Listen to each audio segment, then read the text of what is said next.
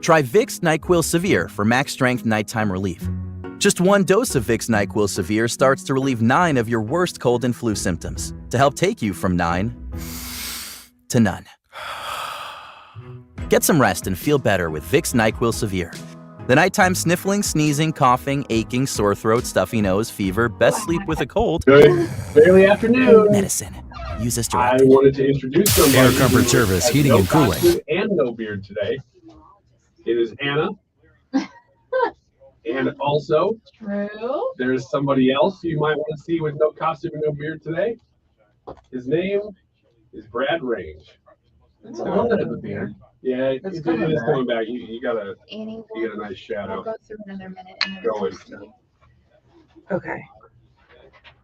All right, here at pre-show. All right, here we go. We got Jack Posobiec on the show today, which I love. I love listening to Jack Posobiec. 12:25. At 12:25, he's such an influencer. Short story. When I was just up in down in Helen, Georgia, some of my buddies who were fairly conservative themselves, all of them have heard "Let's Go Brandon." "Let's Go Brandon" shirts were everywhere down there, and they were talking about it. They did not realize that how much of a role Do you that want to he wait played in another 30 making that seconds? phrase. He really promoted that Yeah, when it first happened. I gave him credit for making that a nationally known phrase. he really does. He does do that a lot, though. If you follow Jack Posobiec on Twitter, you're really you're gonna be on the cutting edge of any of the memes that are coming out, breaking news, stuff like that. He's just a really good follow on Twitter. So if you haven't started following, start following. Yeah, I feel like he is the way Drudge used to be, where he would influence kind of the narrative. No. Jack No, Posobiec not yet. does that now in the wake of Drudge. Also on the show today, here you can take over, producer. So we're also going to have Corey DeAngelis on. We're going to have, he's the National Director of Research for the American, that's the HO, National Director of Research for the American Federation for Children. School choice guru. Yeah, basically he's school choice guy, big time. What is it? Another great follow on Twitter. Stewie. Skip. Okay. Skip. Go. Keep going. Okay, we got And then 10 seconds. Steve Moore will be on at 1:25. Comes on every Monday. He's going to talk All about right, the 5 economy. seconds. Stewie. Here we go. Stewart's American Mortgage is the big loan guy when you are looking to refinance your mortgage or improve the economic situation in your personal economy. Stewie is the way to go. When you have thought about the credit card debt that you have mounting, when you have looked at your balance sheets and you know that high interest credit card debt or a loan that you have that's really, really started to tick up and up and up is getting out of hand and you can't afford the interest, think about refinancing it with a bagel loan from Stewart's American Mortgage. You can call him at 314-324-4440. That's 314-324-4440. When you use bagel loan, you pay nothing in fees that other lenders out there will charge you for. You can Google the bagel loan, NMLS number 226715. Yay. Good job, Amy. All I right. had no idea what time I started that. Hannah seems to know. Yeah, Just give me she a was hint. on it. I'm going with what Hannah said. So, like I said, Steve Moore at 1:25. He's going to talk to us about. Show's on. Show! It doesn't matter. The show's on. You'll find out now. Yeah, pay attention to the poll. Gotta love this American ride. All right, you need to take the time and get the full picture. Come on, turn the radio on. It's Saturday and I won't be long. Don't get me wrong, I love the ladies. I mean, they rev my engine, but they don't belong in the newsroom. It is Anchor Man, not Anchor Lady. What do you want from me? I'm not America's sweetheart. Goodness sake, kid. Keep your voice down. Your father's listening to the radio. I'm not America's sweetheart. This is the Annie Frey Show. Welcome back to the Annie Frey Show. It's Monday. Happy Halloween, folks. We are glad that you're spending a little bit of this perfectly weathered Halloween here with us. Man, had a good weekend. Did the trick-or-treating thing tonight. We'll talk a little bit about that later on in the show, probably in the 2 o'clock hour. But we've got a packed show for you here today. On Halloween, we are just a few short 8 days away from the midterm elections, and we're going to have coverage for you here on 97.1 on St. Louis's home for conservative talk like nobody else. So we want you to stick right here with us on 97.1, streaming on the Odyssey app, AUDACY. You can download it, follow 97.1 FM Talk, and take the whole crew with you wherever you go. You can even rewind the stuff that you missed. So I want to talk a little bit here at the beginning of the show, because we're going to get into a lot of the other big topics that we're facing. Jack Posobiec is going to be with us at 12:25 to dig into the Elon Musk ownership, chief twit, the influence that he's had so far on that medium. So Jack Posobiec in about 15 minutes from now. Corey DeAngelis is going to join us, we hope, at 1:10. We had to do some shuffling of the schedule here, and so we're waiting on confirmation with Corey DeAngelis, who's the National Director of Research at the American Federation for Children. He has been a pioneer, a leader in the voice of talking about school choice, going through the pandemic and looking what the teachers unions were doing to the kids, not for the kids. Corey DeAngelis has been that leading voice that so many people in the political movement have followed to watch and go through the whole idea of putting the education back into the hands of the parents and the teachers. So we hope to speak with him at about 1:10. And then Steve Moore, he flipped to 1:25. Normally he'd be with us at 1:10. So let's get to the issue that I think is a bigger deal than what a lot of other news stories out there. People certainly talking about the elections and the economy. There's something that I want to talk about that I think is indicative of the culture we're in a whole lot of ways. Listen, this is Luke Bryan at a concert. We're going to have some fun, and we're going to raise some money tonight for the great state of Florida. All right? Ladies and gentlemen, welcome to the stage, Governor Ron DeSantis.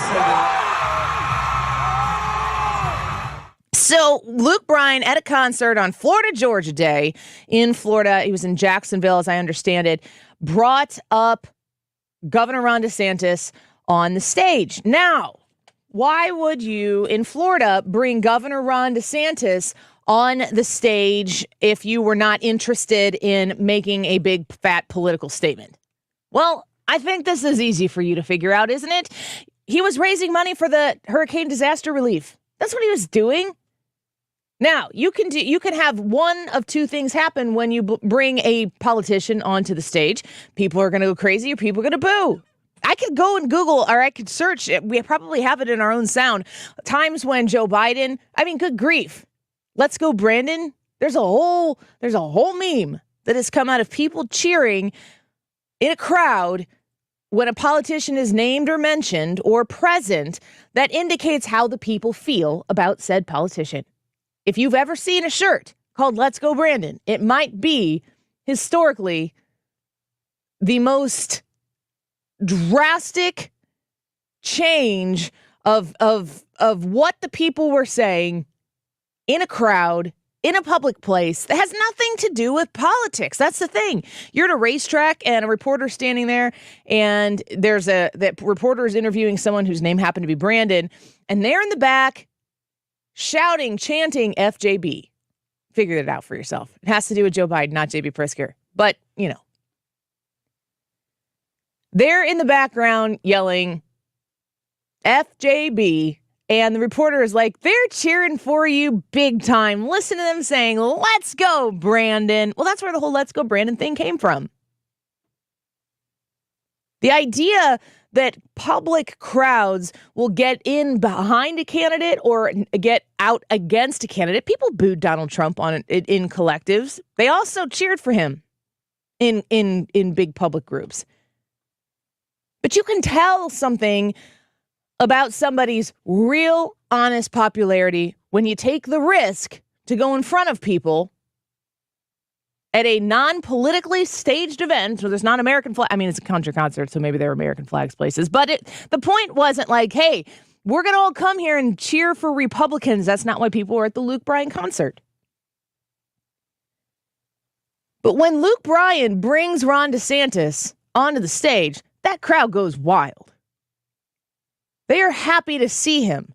And I really don't think that it should be that surprising to everybody else who wanted to weigh in on this after Luke Bryan did this, that you'd have a whole crowd full of country fans in Florida that were big fans of Ron DeSantis. Florida is a fan of Ron DeSantis. We'll see that in 8 days. It's not a far stretch to suggest that Luke Bryan would be in a safe space. We're big on those. In Florida, bringing Ron DeSantis onto the stage.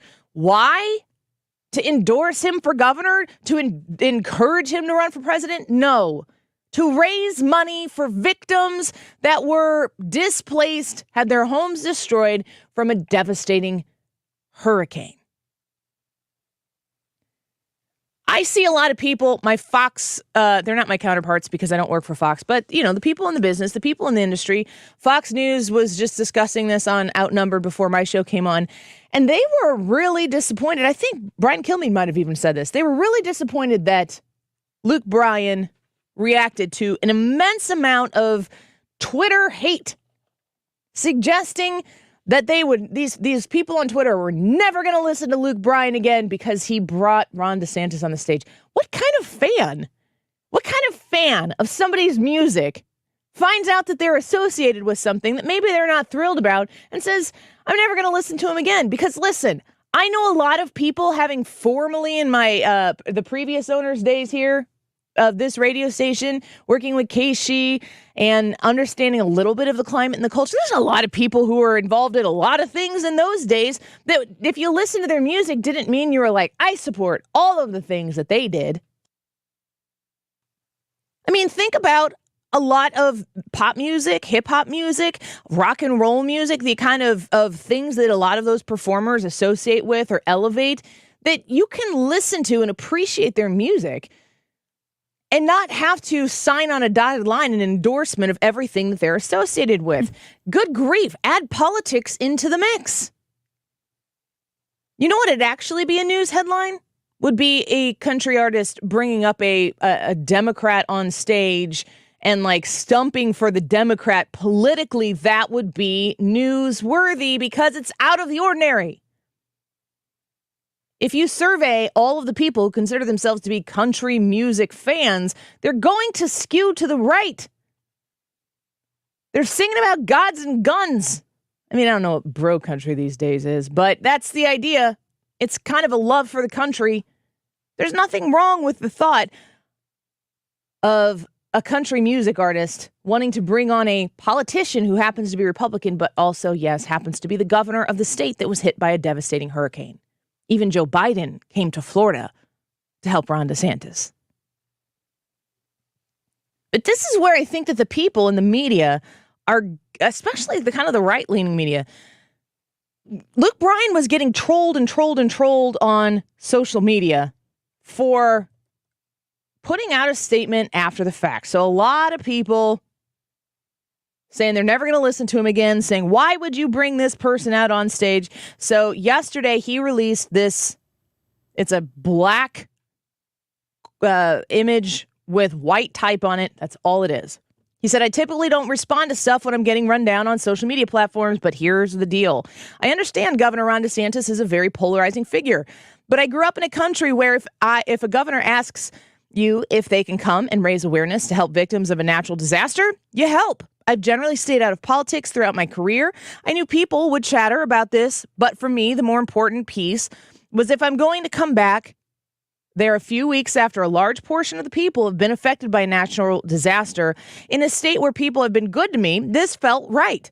Raise awareness, have a little fun between the Georgia and Florida college fans before the game, and do what I love on stage. This is all I am saying about this. I'll be outdoors with my boys. Enjoy your Sunday. Love y'all. #GoDogs. Text disaster to 2222 to support. I have not heard anybody read that statement and read that last line. Text disaster to 20222 to support. The people on the right side of the aisle are so contorted with, why does he have to apologize? Ron DeSantis is a polarizing figure. He's the governor of Illinois. Why should he have to do this? You're missing the point, folks. I should say this right now. I think Luke Bryan is the father of bro country. I'm not a fan. I am a country music fan. I'm gonna bite my tongue. I know that I am in the minority in this. Well, actually, I'm the minority in this room right now. I'm the only one that likes bro country here. It's wildly popular. Luke Bryan isn't like, oh no, Annie Frey isn't a huge fan. I like a song, Rain Makes Corn and Corn Makes Whiskey, and Whiskey Makes My Baby Feel a Little Frisky. I like that song. Rain is a good thing. But I'm not really like a Luke Bryan fan. I don't own or ever load up any of his music to listen to on my own. I think Luke Bryan's been played on this show, and I think I told you to not play it anymore. That's true. That's true, right? I'm not like a fangirl for Luke Bryan. But what I am a fan of is it was going against the grain to put Ron DeSantis on that stage. Luke Bryan knows that it was more difficult to put Ron DeSantis on the stage for himself than it was to not just say, you know what? I'd love to raise some money for the people. I think I could do it myself. And he probably could. He could go up on the stage and say, text disaster to 2222 to support disaster relief. He could have done that without Ron DeSantis, but he decided, for whatever reason, that he gets to decide on his own concert stage that Governor Ron DeSantis on this stage right now is better. He took a risk against his own career. This is not going to hurt him in the long run, and he knows that. And he said, I'm going to do this because I think this is the right thing. I think that this is going to raise the most money. He did it. And when the pushback came, he put out a very, very calculated statement, in my opinion, where he gets to apologize for kind of causing a ruckus, but saying, listen, I did what I did. I had a reason to do what I did. And y'all who are out there complaining about this action that I took to raise money for people who are suffering from a disaster, text disaster to 20222 to support. This actually, their anger, their whining, their moaning, their constant insatiable need to try to cancel somebody who is so out of the Twitterati league to cancel Luke Bryan. They're not going to be successful. They're not going to go anywhere with this. They're not going to win on canceling Luke Bryan. Luke Bryan's fans are going to love him harder. That's just the way it goes. But Luke Bryan, in a non-combative, in my mind, incredibly passive-aggressive way, says, yeah, I hear you.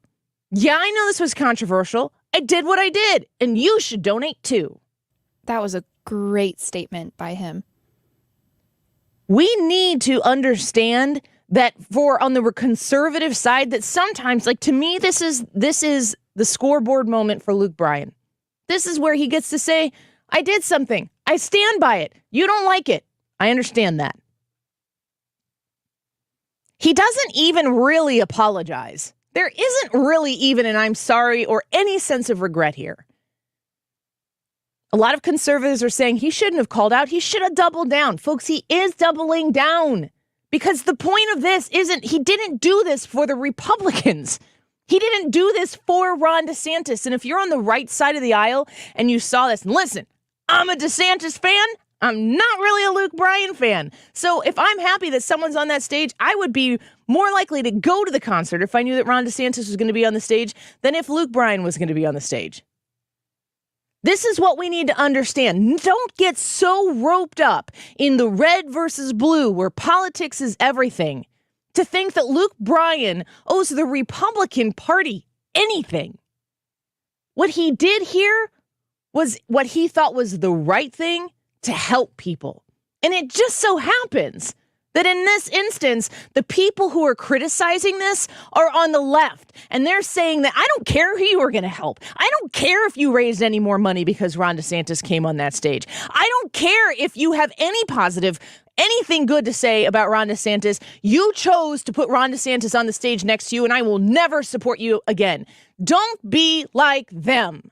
Don't get so wrapped into seeing everything through the red filter or the blue filter that what we don't understand here is Luke Bryan was trying to help somebody. And Ron DeSantis, it was his state. He went there. They did what they did. And I'm going to tell you what, after that message came out and I knew where to text, I donated $50 to the cause to help disaster relief in Florida because of what was going on, because I saw this message and I realized I could help people directly through these means, and I wouldn't have known about it. I would not have known about this specific way to do it had the crybabies on Twitter not made it such a big deal. That's the difference. If you see this and you appreciate what Luke Bryan did, and you love Ron DeSantis, and you care about your neighbors in Florida, then donate $10. Donate $1,000. I don't know what kind of expendable income that we all are having shrink right now due to inflation. This is a perfect example of culture today being put out there, and everybody sees their red side of line and the blue side of line, and everybody runs to where they're supposed to be.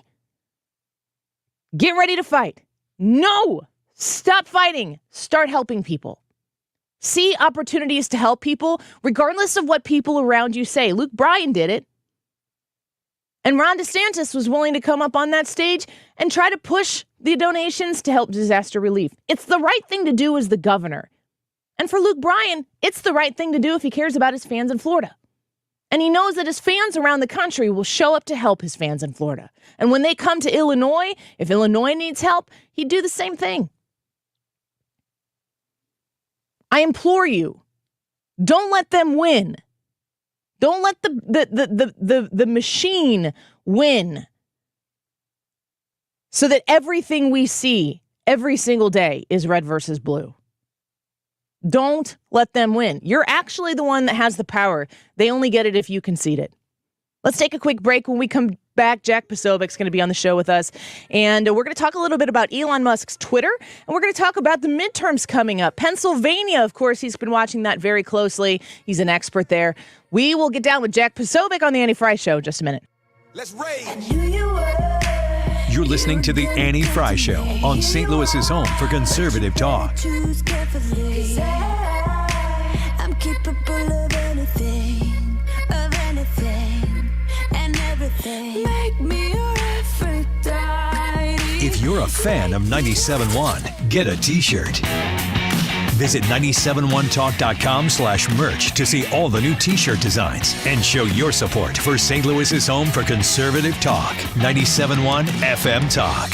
You know, C.A. Jones online at cajonesinc.com. These are the folks who are going All right, we are live now with a little post-game show from the Annie Frey Show. We just wrapped up our Monday noon to 3 show. And if you're joining us now, we're very grateful that you've decided to come on and spend a little extra time with us, because Annie Frey here to talk to you about the ENTs that are going to put you at the center of their practice. I'm talking about Gateway ENT. Online at gatewaydoctors.com, you're going to learn about one of the oldest private practice ear, nose, and throat groups in the area with multiple convenient locations for you. West County, Sunset Hills, Festus. For more than 40 years, they've been happily caring for children and adults. They are the most cost-effective alternative to ENT practices that are employed by large hospital systems. Learn more online at gatewaydoctors.com.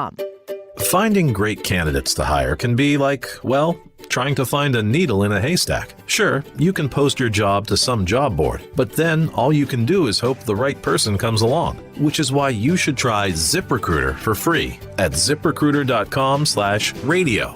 ZipRecruiter doesn't depend on candidates finding you. It finds them for you. Its powerful technology identifies people with the right experience and actively invites them to apply to your job. You get qualified candidates fast. So while other companies might deliver a lot of hay, ZipRecruiter finds you what you're looking for. The needle in the haystack. See why 4 out of 5 employers who post a job on ZipRecruiter get a quality candidate within the first day. ZipRecruiter, the smartest way to hire. And right now, you can try ZipRecruiter for free. That's right, free at ziprecruiter.com/radio. That's ziprecruiter.com/radio. ziprecruiter.com/radio. Well, we're going to try that again because I just clicked the wrong button on my screen and played an old commercial from C.A. Jones. Well, the message still is the same.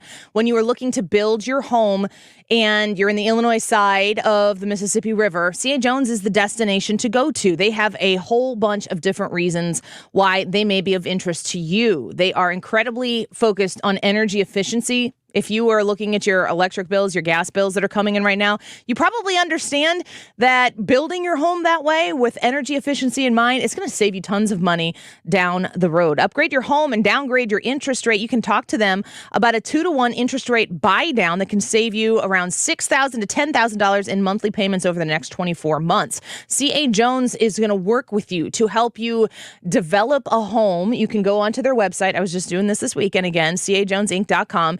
And they have a buildable plans section. You can put like different color shingles on a computerized home that is showing you what the layout of this kind of home and that kind of home looks like.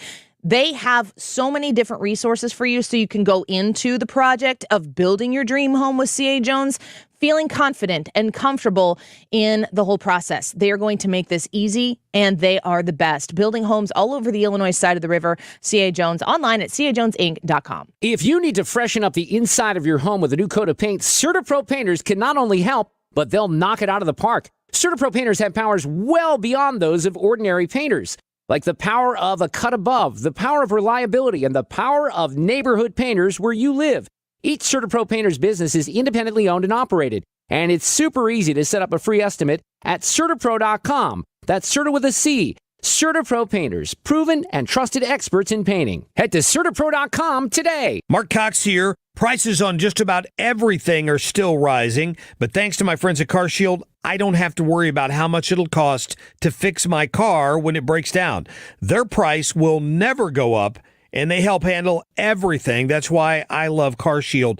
When I locked my keys in my car on vacation, CarShield was there for me because they offer roadside assistance with every protection plan at no extra cost. When my car radio started acting up, I got it replaced because CarShield covers those things under my protection plan. When you need a repair, you don't have to deal with the paperwork or the headaches. You just choose the mechanic to do the work, and CarShield administrators handle the rest.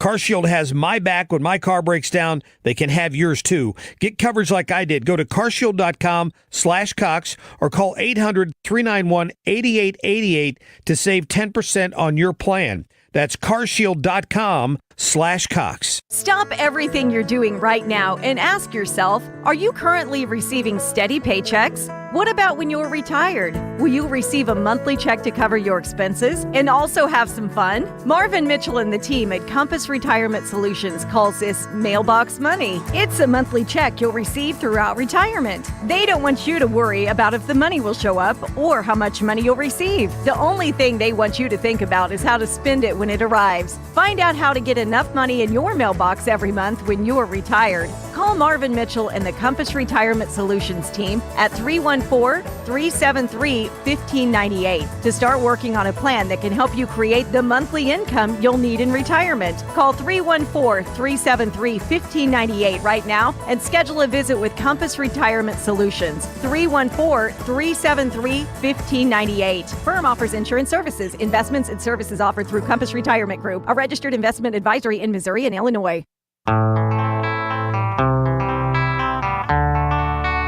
The Annie Frey Show is streaming online. Watch us live on YouTube and subscribe.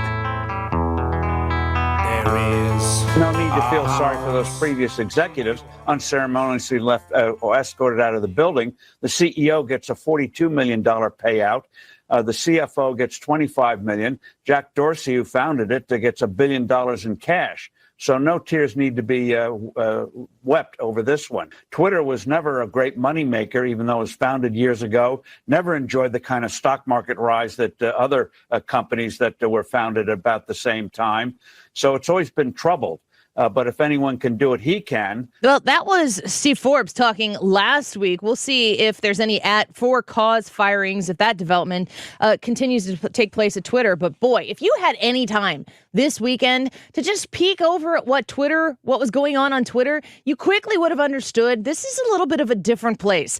And we figured we'd go to a Twitter expert and also somebody who you know from being on the show, but certainly influencing all over the digital space, Jack Posobiec. He's a senior editor at Human Events. He does a podcast daily, and he's with us right now. Jack, welcome back to the Annie Frey Show. Hey, Annie, thank you so much for having on. I'm grateful that you gave us some time today. I just want to give you the opportunity to weigh in on your weekend on Twitter. Have you felt or noticed an actual difference yet? Well, you know what's interesting is that Twitter used to play this game with pretty much any conservative who was on the platform, and they've been doing this really since. For me, what's interesting is it seems since the Afghan withdrawal, and there may be some actual new news that's coming out regarding why Twitter was using that date, but you would gain followers every day, and then all of a sudden, for some reason, you'd wake up in the morning, and it's like Groundhog's Day had taken place, and all of the followers you had gained had suddenly disappeared. And where did they go? You know, we have no idea what was going on with those followers. And so for the first time in a long time, I can finally wake back up, go back in, and my followers are there. So we're seeing that. We're seeing tweets go viral now. We're seeing trends that are conservative start to appear on the trending topics list instead of whatever Media Matters and the liberal censorship organizations have put together. So we're really starting to actually see a bit of this tide shift and the tectonic plates over there at Twitter. The problem is, of course, there's so much that's been ingrained in the culture of Twitter, the engineers of Twitter, that I think it's going to take more than just a couple of days to really turn the entire ship. I agree. For some people who have seen some of the changes possibly just in the last few days, there's still a massive amount of question that surrounds how Twitter was operating before. And, you know, it matters what they're going to do going forward, but I think it also does matter digging back on what they've done in the past, how they have censored people. Well, what is amazing about that is that now Elon Musk himself and his team from Tesla that he's brought in to review the code, they've got all access. They can actually pierce the veil for the first time ever that anyone's been able to do this. This is like when Neo goes into the control room of the Matrix, right, in the movies, where he can actually see who's the one that's behind the code, who's the one writing it, why are these things happening. Look, think of it. All the private internal messages of Twitter are owned now by Elon Musk. And he's even started tweeting out internal messages from inside Twitter. Plus, by the way, I don't know if you guys, everybody reads those terms of service that you check before you go on Twitter. Elon Musk owns the direct messages of every single journalist on Twitter in the world now. Man. Wow. That's big. I mean, do you expect, he's been pretty open. He's actually communicating with people on Twitter about ideas of where to take Twitter moving forward. Do you expect him to reveal a lot of this stuff that maybe a lot of inquiring minds would want to know? Well, I think you will. I think you absolutely will, because what he's attempting to do at Twitter is a regime change. And in the same way that the U.S. government or other governments attempt regime change around the world, he's attempting he's not just becoming the new CEO of Twitter, he's actually attempting a regime change of the entire platform itself so that it can go from what it is now, which is essentially an extension of the government. And The Intercept has this massive story out today that we're calling the hashtag DHS leaks that show how Twitter and Facebook and Wikipedia were meeting with the Department of Homeland Security and the FBI from 2020 through the election. They're doing it again in 2022, talking about misinformation, disinformation, what stories should they censor, what stories should they clamp down on. This idea that Twitter should be, and you know, he tweeted this earlier, should be this open forum, a public space where people can argue, can debate, can be wrong, can be fact-checked by other people on the platform. That's what it should always be. It shouldn't be something where the hall monitors, the censorship organizations, and these quote-unquote disinformation journalists who always have these shadowy ties to government-funded organizations all really run the sphere and the gamut of what you can tweet, what you can talk about in public. Elon himself tweeted, "It's okay to be funny again. Humor is now legal again. It's also okay to speculate. It's okay to ask questions." And he himself, as we saw this weekend, demonstrated. He tweeted a link to a story about the Paul Pelosi attack that was completely against the mainstream narrative, and he left it up there for the entire weekend. Yeah. It's fun to watch, but it's also there. I just feel like there's so much potential behind a sea change in how we consume information. I think it's much bigger than people realize, even if you're not on Twitter. We're speaking with Jack Posobiec, who you can follow on Twitter if you don't already, at Jack Posobiec. We're 8 days from an election, and we've seen how Twitter has acted in the past to directly influence what happens for what people consume right before an election. Do you think that this change right now 8 days out can make a change for some of these races that are really close, even ones that maybe shouldn't be? Well, I think it's possible. I mean, you've got some of these candidates like Mastriano, who's down a couple in Pennsylvania, like Tudor Dixon, who's down a couple in Michigan. Candidates like Blake Masters, who, pretty much neck and neck in Arizona. Ohio, J.D. Vance, I think he'll do fine, but, it still remains to be seen. Kerry Lake, of course, will do fine in Arizona. And there's just so many good candidates out there. Chris Kobach in Kansas, for example, in the AG's race. But when I look at Twitter, I think what more is the case is that because Twitter works like this, right? Most people aren't on Twitter, okay? I get that. But Twitter is this place that sort of has soft power to determine where the narrative gets set. And it really is set on Twitter because journalists are there, influencers are there. That has been the place for a long time. And then it filters down to Instagram and Facebook and everything else. And by the way, I'm going to keep up all of my other platforms, including Getter and Truth, because I don't put all my eggs in one basket. I would never do that. Telegram as well.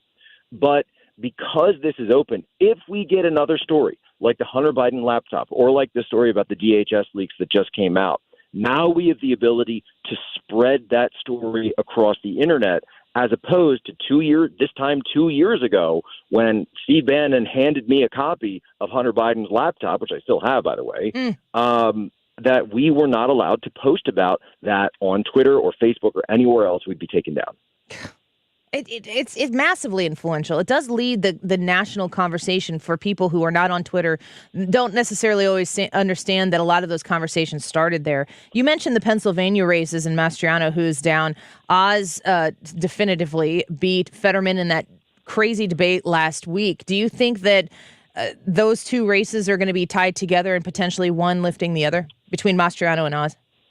Well, I think you'll see that. I mean, it's really the debate last week, it wasn't so much Oz winning as it was Fetterman just completely collapsing. I mean, as a Christian, as a father, you see somebody who's gone through a horrific medical trauma like he has to go through that stroke and then go up there on stage in this high pressure, high stress environment. And it's clear he just wasn't ready to do it. Mm-hmm. He just clearly wasn't ready at this point in his recovery to be out there. And there is a body of medical research out there that says he may never fully recover, that this may be the best that he ever is going forward. A stroke is a serious medical effect to have happen to anybody. And, my heart goes out to the guy, but at the same time, on a personal level, but at the same time, you have to wonder about the people in his orbit that are propping him up and continuing to push him forward to do this. And I'll say this right now, I don't think this is what's going to happen, but if the Democrats won both of these races,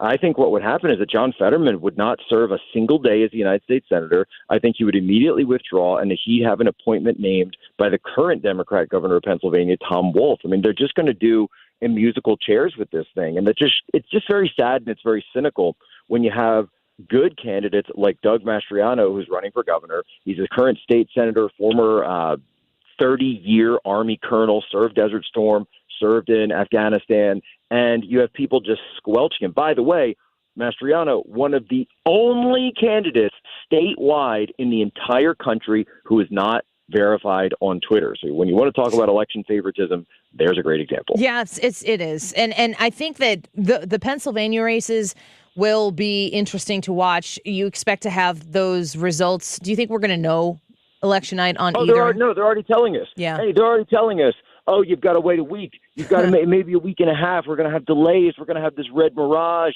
You're going to see results in the day of. But, oh, no, look, Brazil just had their election. They're still going through it, but we know most of it in one day. France, you get it in one day. But for some reason, the state of Pennsylvania is going to take us days and weeks. We have to get away from this idea in this country that's been normalized of having an election week or in some cases an election month. No, it's election day. Election day, the polls close. That's it.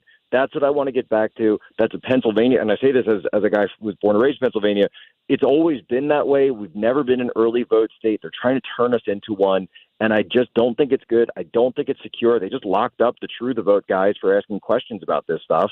And frankly, when it comes down to it, I think everyone would be much more agreeable to the election results if they just came out on the day of the election itself. Yeah, absolutely. It would calm a lot of questions that and tend to develop in the days to follow. Jack, we love when you come on the show with us. Thank you so much. I want to encourage people to follow you on Twitter at Jack Posobiec, so your count can continue to go up and up and up. It's pretty up there as it is. But that Pennsylvania race, everybody's watching, so we'll probably have you back on to talk about it soon. I'd love to. I'll throw it out there that, happy Halloween, and Christians, feel free to celebrate. Go check out our special on Human Events, all about it. Oh, of course. Absolutely. We'll share that as well. Happy Halloween. Happy Reformation Day. We'll talk to you soon, Jack. Thank you so much. From a Lutheran to a Catholic. Bye-bye. So let's take a quick break here. Jack Posobiec on with us. I'm going to share that. I love that he put that out there, this idea that Christians, it's okay to celebrate Halloween. Let's talk about what the connection is. That is something you want to see. Jack Posobiec on the Annie Frey Show, Wiggins America, when we come back. Don't go away. In New Orleans, they call the rising sun. You're listening to the Annie Frey Show on St. Louis's home for conservative talk. Up in your poor boy. In God, I know I'm one. Big ideas, real debate, solid entertainment. You found it here. St. Louis's home for conservative talk. 97.1 FM Talk. I was driving in Collinsville on Saturday and looked over. I didn't even do this a lot. I looked over and went, man, that's a nice looking car. Guess what? It was a Genesis. The ad writes itself. Genesis of St. Charles is doing their amazing Fall for All event right now. And this is the most valuable insight you're going to hear on cars all day, because other dealerships, they treat the MSRP like it's an imaginary number. But you can get a young luxury vehicle that turns heads like mine when you drive by at Genesis of St. Charles. Great price. Again, you're not going to go in there and have to haggle or worry about that whole process, because they give you the price up front. That's one of the great things about going to Genesis of St. Charles. So you will also enjoy perks like 3 years complimentary maintenance, because it is a young luxury brand within the Hyundai family. They're actually in the St. Charles Hyundai showroom. They're part of the St. Charles Automotive Campus, just a quarter mile east of Mid Rivers Mall, so very, very easy to find. Again, never over MSRP for a luxury vehicle right now. That's why you should visit Genesis of St. Charles. They're also online at genesisofstcharles.com. You wouldn't trust a butcher to babysit your pet pig. You wouldn't trust a lumberjack to repair your antiques. Or a professional wrestler to be your massage therapist. So why would you trust anyone but AMCO to fix your car? For over 50 years, we've been the trusted experts in transmission repair. AMCO offers easy payment plan options for most any credit situation, so you can fix it fast and pay it off slow at AMCO. AA MCO. Recent impacts with inflation, ongoing COVID concerns, and geopolitical conflict have us all and the markets on edge. Heisey Advisory Group understands the importance of having a customized strategy for retirement, especially during uncertain times, to help ensure these concerns don't have an impact on your retirement. Heisey Advisory Group is a St. Louis-based, family-owned and operated holistic retirement planning firm. Our team has defined a process that puts together all the pieces of the financial puzzle, working with all of your service providers to help develop an individualized plan that grows with you as your life changes and your needs evolve. If you're not confident that your retirement plan is on track to deliver the lifestyle you want amid historic levels of uncertainty, call us today at 314-328-6000. Again, that's 314-328-6000. Investing involves risk, including the potential loss of principal. Firm provides insurance services. Investment advisory services offered only by duly registered individuals through AE Wealth Management, LLC. At Shane Company, our jewelry consultants are welcoming, friendly, and knowledgeable. They don't work on commission, so you'll never feel rushed or pressured to buy. Now you have a friend in the jewelry business. Shane Company and shaneco.com. You're listening to the Annie Frey Show live from the Air Comfort Service Heating and Cooling Studio. Air Comfort Service is hiring licensed journeymen. Don't have a journeyman license? Air Comfort Service will help you get it. Get guaranteed hours year-round and more. Apply online at aircomfortservice.com.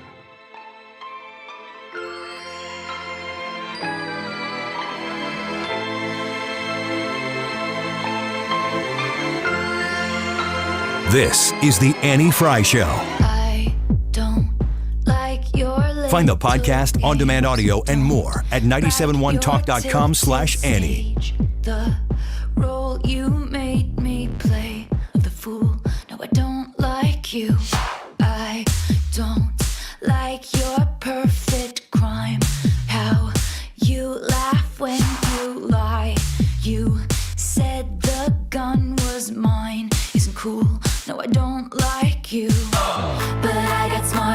Welcome back to the Annie Frey Show. Thanks for spending some of your Halloween afternoon with us. Hope you're having a wonderful, wonderful Halloween day. It looks very Halloween-y outside. And with that, we go to Wiggins America. The Halloween Wiggins! Oh! Wiggins! Was that off the cuff? That's pretty funny. No, I wrote that last night. I thought couldn't maybe. wait to say it. Yeah, it's good material.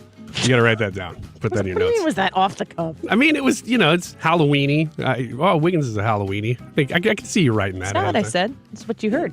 That is what I heard. That's what St. Louis heard, and we all know that. I don't know. Let's talk about Amendment 1. If you live in Missouri, you probably haven't seen all the signs, but in Illinois, these light blue signs are everywhere that say support workers' rights.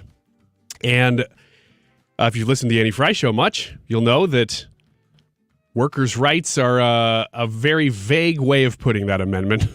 It's not exactly as advertised. The Democrat Party has so much more money in Illinois for that kind of stuff, though. It drives me crazy about getting the message out.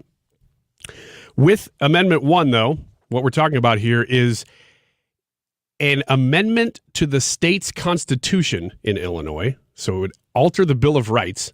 It's a pretty extreme bill, or a pretty extreme amendment, to guarantee Illinois government union workers the right to organize, bargain collectively, and negotiate wages, which, according to stats I've seen, affects about 7% of Illinois workers. Most of that stuff they already have the right to do. Exactly. So the state is voting, you will be, if you're in Illinois, voting on something that they can already do. And if you're among the 93% of workers in Illinois who are not part of a government union, you will be paying for all of those wage increases that they will get from this Bill of Rights amendment.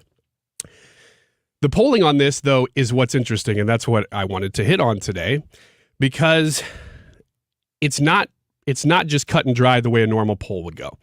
Normally, you'd say, well, 50% of people are going to vote for John Fetterman, and 49 are going to vote for Oz, so Fetterman would win that race. That's not the way this one breaks out, though.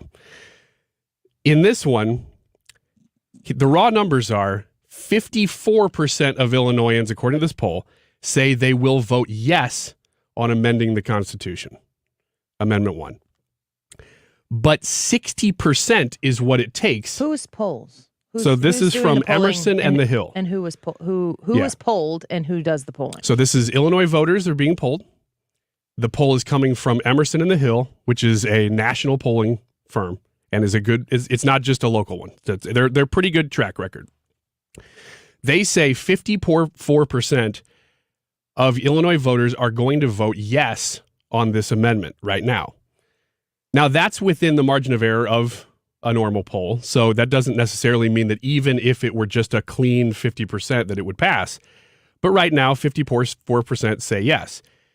With this one, though, because it's amending the Illinois Constitution, you have to hit 60% for the measure to pass.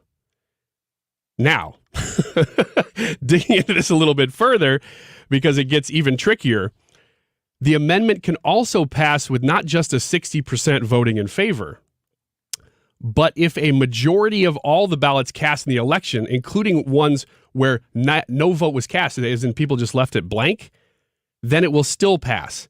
So the no vote and people voting no on this is actually more important than people voting yes. So, wait, did you just say that a no vote, like not a no vote, but leaving out the vote counts as a yes? Basically, yes. So if you are confused about this and you decide, you know what, I'm just going to leave it blank, essentially you're voting yes on it. Oh, gosh. Which is one of the reasons I wanted to bring it up today with a week or 8 days left before the midterms. It's important to know what you're voting on here and to know that you're voting on an amendment to the Constitution. It will say that right there on your ballot. But amazingly, if you don't vote for it, you're basically voting for it. That's the way this thing is set up. Where did you read that? That's on all of the, the Champaign News, the Chicago News. They're all reporting the same thing. That, again, 60%, if 60% of the votes are for it, they vote yes, then it passes. But if not, if the opposite happens, I know. I really hope this makes it really crystal clear for everybody. If you were confused. Well, this is, I think, part of the reason Illinois does this stuff is because it's confusing. So if 41% of the population of Illinois voters vote no, then it won't pass. So the no vote is more important than the yes vote. So I'm going to sum up here. This is, again, from Illinois Policy when we had Miley Smith on to talk about this. If you want to learn about Amendment 1 and have it explained in great detail, Miley did a wonderful job. You can check it on the Annie Frey Show podcast. But Amendment 1 does 4 things in the state of Illinois. First, it creates a fundamental right to unionize and bargain on par with the freedoms of free speech and religion. 2, expands bargaining beyond wages and benefits to include broad new subjects, including economic welfare. If you heard that conversation, you remember her talking about, tell me what economic welfare is. You can't. It could be anything. And if you pass some legislation like this, economic welfare can all of a sudden mean all sorts of things that will be bargained for with your money for benefits that you won't receive. Economic welfare, that is included in part of this. Number 3, it prohibits lawmakers from enacting taxpayer or business-friendly reforms. This takes power out of the legislature, the legislatures or your representative who you've sent to the legislature to have an impact on these types of negotiations. That's a big, big deal. The 4th thing is it bans right to work. I'm pretty sure that everybody has their opinion formulated on that one. What were you going to say, Red?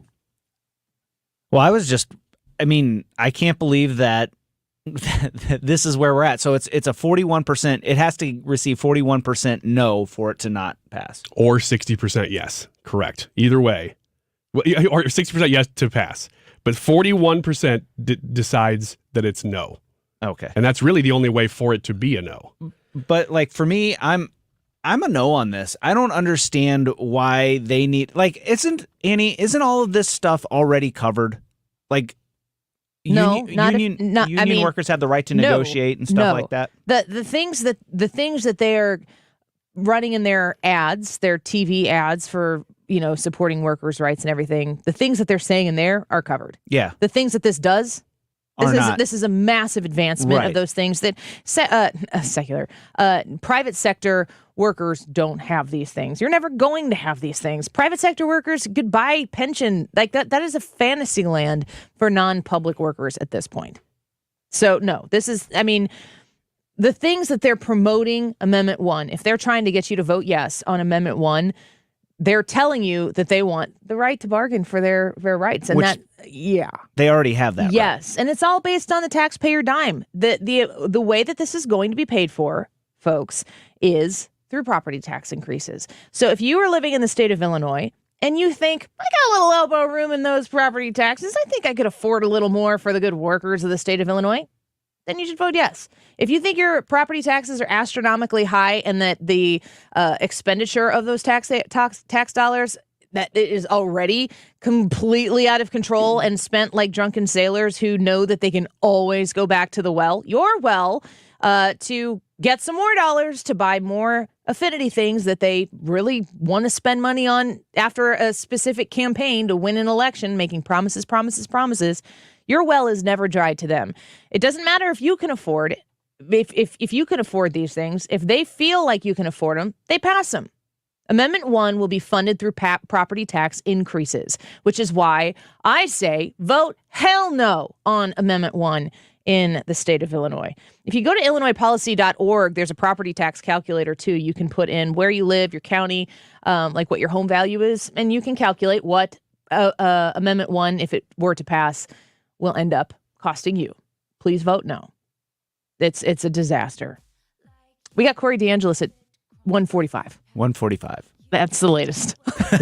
And it's just one of those days where we were asking, Brad and I were talking last night about who we were going to have on the show, and I started asking people, and then I start getting yeses at like 10:30 today, and then things start changing, and it's just like, what's going to happen? I don't know. So you're on the ride with us, and we're very grateful for it.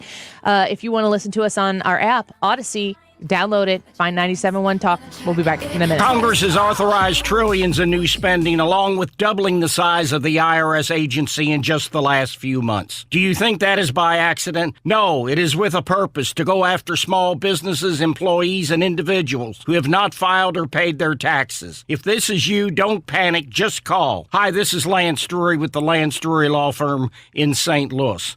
Interest and penalties on your tax bill won't stop until you take control. Call me, Lance Drury. I'll tell you in advance an affordable fee, which includes costs and expenses that works for your business and family. Your first visit to the Lance Drury Law Firm is free and confidential, so you have nothing to lose. Call me today. Remember, if you have IRS issues, you have legal issues. You need an attorney. You need us, the Lance Drury Law Firm. Call me, Lance Drury, at 314-260-6120 or go to Lance, DRURYlaw.com. The choice of a lawyer is an important decision and should not be based solely upon advertisements. Well, I can't believe I'm saying this, but tomorrow is November. So you're staring down the end of the year now and looking at maybe getting those appointments in, using those benefits before the end of the year, before they expire. So make your appointment with Fountains Family Dentistry. They'll make it easy on your budget and easy on your schedule by offering appointments various days. They're open late. Some days they're open early. And you can get in, like I do, all of my kids at the same time. That's very, very convenient. That's why it's called the Fountains Family Dentistry, because they're good with all ages, not just adults. But if you have dental anxiety, great place to go. Visit fountainsfamilydentistry.com and you'll find out all that they have to offer there. And once you go, you'll experience what I talk about all the time, which is that these are very, very nice people and they will work with your insurance. But if you don't have insurance, you don't have to worry about that either, because they have new patient specials. So give them a shot. They're in Fairview Heights, easy to get to from either side of the river, right off of Highway 64. And the best way to find them is at fountainsfamilydentistry.com. Hi, this is Thomas Helbig with the Retirement Advisory Group. Hi, I'm Bob Kershaw, Tom's nephew. As a family business, we are committed to protecting your retirement, whether you are nearing retirement or already retired. What if it were possible to protect you from market downturns without having to make an emotional decision to buy or sell? What if you could take advantage of a strategy that would automatically take you out of harm's way during the bad years and position you for the growth opportunity during the good years? The secret is in linking safely to the market without putting your principal at risk. By linking to the market instead of owning the market, you can participate safely on autopilot and lock in your gains without creating a taxable event. Go online at retirementkey.com for a no-obligation retirement review. Learn the strategies that have helped our clients retire with confidence for the past 36 years. And just for coming in, you'll get a copy of our latest edition book, Your Key to a Worry-Free Retirement. So go online at retirementkey.com. That's retirementkey.com. KFTK FM Florissant. Driven by the Bommarito Automotive Group. 97.1 FM Talk. Always live on the free Odyssey app. Decades of precedent on the line. I'm Lisa Brady, Fox News. The U.S. Supreme Court hearing arguments and challenges to affirmative action policies at 2 colleges. The University of North Carolina case argued first. That one about 2.5 hours, supposed to be 90 minutes. Harvard is going on right now. The Biden administration is supportive of the schools. The Trump administration supported the group that was suing. This has been going on for several years now. Fox's David Spunt in Washington. Asian American students are claiming discrimination, arguing they are held to different standards than many Black and Hispanic students. With the cost of home heating oil already spiking, there's growing concern about a diesel shortage. Because there is such a severe shortage, some are having to initiate emergency protocol to make sure that their customers are aware. So we spoke to Mansfield. They're one of the largest diesel wholesalers in the country. They've now issued an alert level 4, sounding the alarm to their customers. Fox Business's Madison Allworth in Bud Lake, New Jersey. Mansfield is also moving the southeast to code red. That's where shortages are the worst. It means that they are requiring a 72-hour notice for delivery. That's compared to their typical day of requests. The concern being they can't guarantee fuel to customers, and they need that much time to figure out whether or not they can deliver it. Meantime, President Biden reportedly plans to call on oil and gas companies today to invest record profits, some of them at least, in lowering costs for American families. The CDC director tests positive for COVID again, an apparent relapse case after testing positive just over a week ago and then later testing negative. Dr. Rochelle Walensky now isolating and working at home with a return of mild symptoms. She had taken the drug Paxlovid, which can help prevent serious disease and death among high-risk groups, but appears to provide little, if any, benefit for younger adults and sometimes return after completing a 5-day course of it. America is listening to Fox News. At Simply Safe Home Security, your safety is the only thing that matters. So this holiday season, we're giving you 40% off any new system, because feeling secure in your home is a gift that everyone deserves. Named Best Home Security of 2022 by U.S. News & World Report, SimpliSafe protects your whole home with advanced technology, powered by 24/7 professional monitoring. Visit simplysafe.com/holiday to save 40% today. There's no safe like SimpliSafe. When a cold comes on strong, knock it out with Vicks DayQuil Severe for max strength daytime relief. Just one dose of Vicks DayQuil Severe starts to relieve 9 of your worst cold and flu symptoms to help take you from 9 to none. Power through your day with Vicks DayQuil Severe, the daytime non-drowsy, coughing, aching, fever, sore throat, 9 to none medicine. Use as directed. Air Comfort Service, heating and cooling, weather. Chief Meteorologist Dave Murray. The clearing process with our big old slow-moving low pressure is slow, so clouds much of the rest of the afternoon, maybe a little bit of sunshine, but temperatures stay chilly, 58. Tonight, partly to mostly clear, 55 for trick-or-treat time, 45 for the overnight low. Tuesday, Wednesday, and Thursday, sunshine in control, 72 for the high each day. This is 97.1 FM Talk, Chief Meteorologist Dave Murray. 97.1 FM Talk is excited to once again participate in the Florissant Veterans Day Parade this Sunday, hosted by the City of Florissant and the Veterans Coalition. Join us for the Veterans Day Parade. It's this Sunday in Florissant.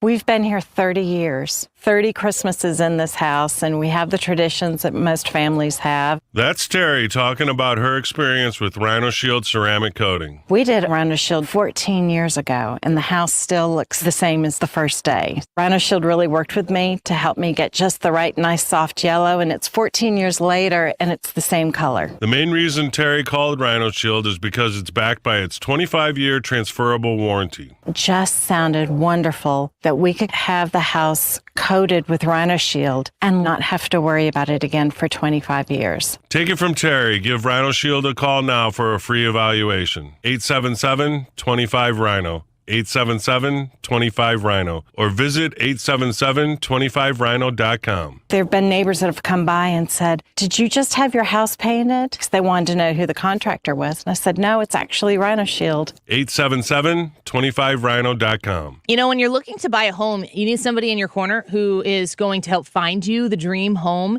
and who's going to understand and respect your budget and who's going to be realistic with you. Boy, I appreciate that so much. That idea of being able to be direct, to get the real information, but to do it in a way that doesn't make you feel like you've been beaten up when you get those facts. Well, that's Jen Teskey. She's with Remax Alliance, and she is your ace in the hole when it comes to buying and selling homes on the Illinois side of the river. Jen Teskey knows the market. She knows how to work with people. She knows how to position you for the absolute best sale. She knows how to position you for the absolute best buy to make sure that your contract that you're offering is going to be one that is a good one, that you're going to be confident with. And in these times when the industry is kind of crazy, inventory is still low. So if you are thinking about selling your home and you're like, "Oh, I don't know, I've heard interest rates have gone up, maybe now's not the right time to sell," forget about that. Reach out to Jen Teskey today and talk to her about your home, where it would be positioned, and how she can help you get it sold and fast. 618-541-1010. Call or text 618-541-1010. Mark Cox here. If you're nearing retirement or already retired, call Thomas Helbig with the Retirement Advisory Group at 314-993-9494. He'll show you how to participate in the market gains without ever losing a penny. Thomas is the official financial advisor of the Mark Cox Morning Show. I'm Brian Westbrook with Coalition Life. Over the past decade, Coalition Life has served thousands of women in crisis pregnancies, helping to save the lives of the children that they carry. Help us build a better community while also reducing or completely eliminating your Missouri taxes with a 70% tax credit. A $1,000 donation today to help these women could cost you as little as $141 out of pocket. Learn more at coalitionlife.com, coalitionlife.com. Thank you. This month's Zero Res special. The more you clean, the more you save. Get 3 rooms of carpet clean starting at $129 or 5 rooms starting at $199. A 43% savings. Take $75 off any air duct cleaning package. Call 314-474-2020 or go to ZeroResSTL.com. That is exactly what I needed to hear. Thank God someone here knows what you're talking about. That's us. That's right. Gotta love this American ride. All right, you need to take the time and get the full picture. Come on, tryna love the ladies. I mean, they rev my engine, but they don't belong in the newsroom. It is Anchor Man, not Anchor Lady. What do you want from me? I'm not America's sweetheart. Goodness sake, kid. Keep your voice down. Your father's listening to the radio. I'm not America's sweetheart. This is the Annie Frey Show. Happy Halloween. Welcome back to the Annie Frey Show. We're happy that you're here with us. You can stream us at 97.1 FM Talk on the Odyssey app. We love it when you spend your time with us there. Also watch us on the YouTube live stream. Man, we had a day last week. I guess at the end of the show. Understatement. Yes. On Friday, we did our Halloween show. So if you were like tuning in and you're like, oh, these people are boring. They didn't even dress up. Well, I absolutely did. We just did it on Friday. So we will post the link to that along with the photo that we took after the show. So if you missed the Halloween show, you can take it in. Did you guys hear about that? Did people talk to you about that? Did you encounter anybody who experienced? Yes. How'd that go? Lots of people. Well, the people I spoke to, they're like, well, I voted for you. I don't know how you we were had so 400 plus votes on that poll. But it's like because we had 400 plus votes and your vote didn't count as much as it used to. It just wasn't weighted as heavily. So today's YouTube live chat poll is: which blue state do you expect to have the biggest red wave? If you were thinking, before I give you the options that I put in there, obviously Illinois is one of them, folks. But well, I'll just say I put New York, Oregon, Illinois, and I have other. So you can leave a comment and tell us where. What would you? I said which blue state, not swings, not which state. Right. Because you could say which state will have the biggest red wave, and it's probably like Oklahoma. Actually, they're kind of having some drama in Oklahoma. It could be anything. It could be Missouri. If Eric Schmidt wins by 20 points, that might be a red wave, but it's Missouri. But I mean, like, weren't we expecting, or aren't they expecting Eric Schmidt to win anyway? Yes. I think the last time I looked, he was up by like 9 or 10 points. I think everybody needs to go to polls for Eric Schmidt and just spike the ball really hard in Missouri. So don't just beat him. Crush them. Yes, we will. Thank you, Hannah. Hannah can help.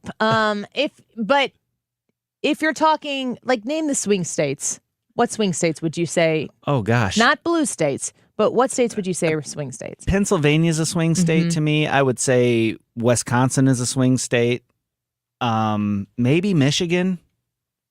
Arizona? Yeah, I guess Arizona. Nevada's starting to look like a swing state, but I don't know if that's a swing state or not. So New York, Illinois, and Oregon are definitely blue states. Super blue.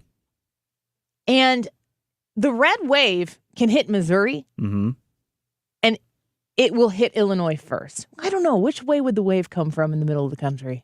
I was thinking East Coast. Yeah, I think it would come from the East Coast. Because that's where the election results are coming first.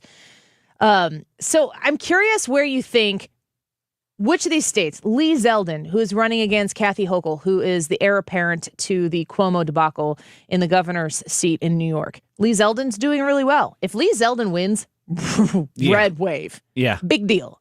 That is not supposed to happen. But he can pull it off. And if he wins, that's the important thing about these types of races is that Lee Zeldin is a motivator for Republicans to show up and vote against Kathy Hochul, and then they vote red down the ticket. So that has coattails. When it's a presidential election and Donald Trump is on the ticket, that is a down ballot help for both parties to vote for him or against him. But I don't know which state. I mean, I didn't even put California on here. There's no major race in California, I think, that I hear a lot of talk about. No, but I do think that there are some house races that are going to be picked off and flip in California. I think that's probably, I mean, that's a red wave in California, though. You pick off the more purple districts. You know, I think Orange County is one of them. I just don't think I want my friends in Illinois, my neighbors in Illinois, to understand that the red wave can hit Illinois. We may not be skipped in Illinois, and it's not going to be necessarily red top to bottom. It's not going to. that if the red wave hits the country and doesn't skip Illinois, it's going to look different in Illinois, in a super, super blue state because of Chicago. Chicago's like 60+% of the population in the state of Illinois. So let me paint a picture for people, just a word picture here. Red picture? Yeah, let's do it. So whenever we say a blue state, whenever you're at the ocean, places have seawalls. A blue state is going to have a higher seawall, which is going to take a bigger red wave to get over that seawall and wash over that area. So if Illinois is a blue state, which it is, it's going to have a higher seawall than, say, Missouri, which won't have anything and maybe be under sea level, and the red wave is going to wash over Missouri, and you're going to be like, wow, look at how much they won by. But in Illinois, since Illinois will have this bigger seawall, it's going to take a bigger red wave to get over it. And if it just gets over it, you're going to see it, but it's not going to be as prominent as it is in a state like Missouri. I think Regan Deering in Illinois' 13th congressional district, which is the open seat, they redistricted Rodney Davis into Mary Miller's district. They had a primary. Mary Miller won that one soundly. So the 13th is open. Regan Deering is the candidate who's running in that race. That district is drawn specifically for her contender, Nikki Budzinski, who is a Biden J.B. Pritzker staffer. Mm-hmm. They drew it and they said, go run in this race. Go there. She's not one of them. She says, okay, fine, I'll take it. She wants to get into Congress. She's like Hillary Clinton in that regard. Where can I run? Because it's important for her to be in Congress, not for the people to have somebody there who reflects what they value. Regan Deering will win in a red wave election, and there might be a delineation between her victory and Darren Bailey's victory. That's possible. Darren Bailey may not pull it off. Regan Deering could. Right. Big red wave, Darren Bailey could win this election. He really actually can win this election. And it has, you have to want it in your gut so much right now that you're motivated to do things, to talk to people that you wouldn't normally feel comfortable and just be like, I would like to know if you intend to vote. And then get the vibe. Yes, they'll answer yes or no, or they will just like stare at you like, I can't believe you're talking about the elections to me right now. What did I do to you? Why do I deserve this? But if you can broach that subject with somebody and just say, I was curious if you intended to vote in the midterm election on November 8th. If they say yes emphatically, they probably already know what they're voting for. If they're like, yeah, we're gonna vote. You can say, there are some races that are important to me that I would like to discuss with you if you're comfortable with it. And if they say, no, I'm really not, then don't do it. Yeah. If they care about you, if you could say, these are things that are important to me and there are some reasons why I'm really strongly supporting a few of these races, can I talk to you about them? Hopefully, if they care about you, they'll let you talk about them. And then you have to know that you've done your part in talking to them, and then you have to let it go. You don't have to have, you can't, stay until they submit. Then that's your vote, not their vote. Yeah. But you do have to be willing to have those conversations. And the truth about some of these blue states, if Darren Bailey wins in Illinois, if Lee Zeldin wins in New York, the state isn't going to all of a sudden reflect a red state. That is not happening. Chicago is still going to be run by Democrats. New York City is still going to be run by Democrats. Those places are still going to have policies in place that reflect a bluer version of government than the other municipalities and cities and villages across those states. The Democrats, it's really very simple. And don't let anybody push you into thinking that it's a matter of extremism on the right. I know Darren Bailey personally. I've worked with Darren Bailey for years, well before he ever had public aspirations. I have no idea what his private aspirations were. Before he was ever speaking about, you know what I think I'll do? I'll run for governor. That was never part of the picture when I started doing events for him, traveling around central and southern Illinois to speak with him and Blaine Wilhauer and Hallbrook and so many of these other Miller, these other guys who have worked together to try to restore some common sense to the state of Illinois from the southern part of the state. The idea that no cash bail is the leading story that's coming out of the state of Illinois, nationally covered today this morning on Fox News. It's really getting its due in the national on the national stage right now. I wish it would have been a little bit earlier. Some people have been a little bit ahead of the game. But the idea that the Democrats in control, this is really important for people to understand. The Safety Act, or the Purge Law, which it's being colloquialized, the Safety Act was a bill started by Katie Stewart. And when Katie Stewart, who is the state House representative right across the river here in the state of Illinois, she started this bill, and it had something to do with the cost of pharmaceuticals. The bill that passed as the Safety Act started as Katie Stewart's bill. The Democrats took what she was proposing, what Katie Stewart was proposing, and they said, we're going to take this bill, we're going to hijack this bill from you, Katie Stewart, and we're going to turn it into an abomination to law and order in the state of Illinois. Why? Well, because we want people who commit crimes, who are alleged to commit crimes, to have more rights, to have more preserved freedoms, and to give these people the opportunity to live their lives outside of detainment until they are proven guilty in court. They decided to use it as a bill that does not support and fund police, that does not work hard to put away criminals. The Democrats took Katie Stewart's bill, which is the bill that turned into the Safety Act, and hijacked it into a nightmare of a policy that 100 out of 102 prosecutors across the state prosecutors, say this is terrible. There are only 2 of 102 states' attorneys who are saying this is a good idea. Only 2 of them say this is a good idea. You want to talk about bipartisan? It's right there. The Democrats have so much power in the state of Illinois that they can take a pharmaceutical bill started by Katie Stewart in the dead of night. I mean, literally in the middle of the night. Transform it into what is now the Safety Act bill. They have so many Democrats in office in Springfield that they don't even have to let the Republicans read the bill.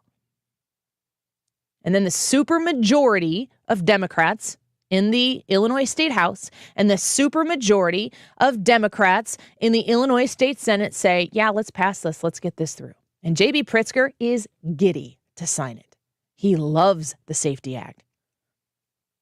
J.B. Pritzker sees the Safety Act get passed through with his supermajority of Democrats in the General Assembly, and he is fit to be tied, excited, elated to sign a purge law in the state of Illinois.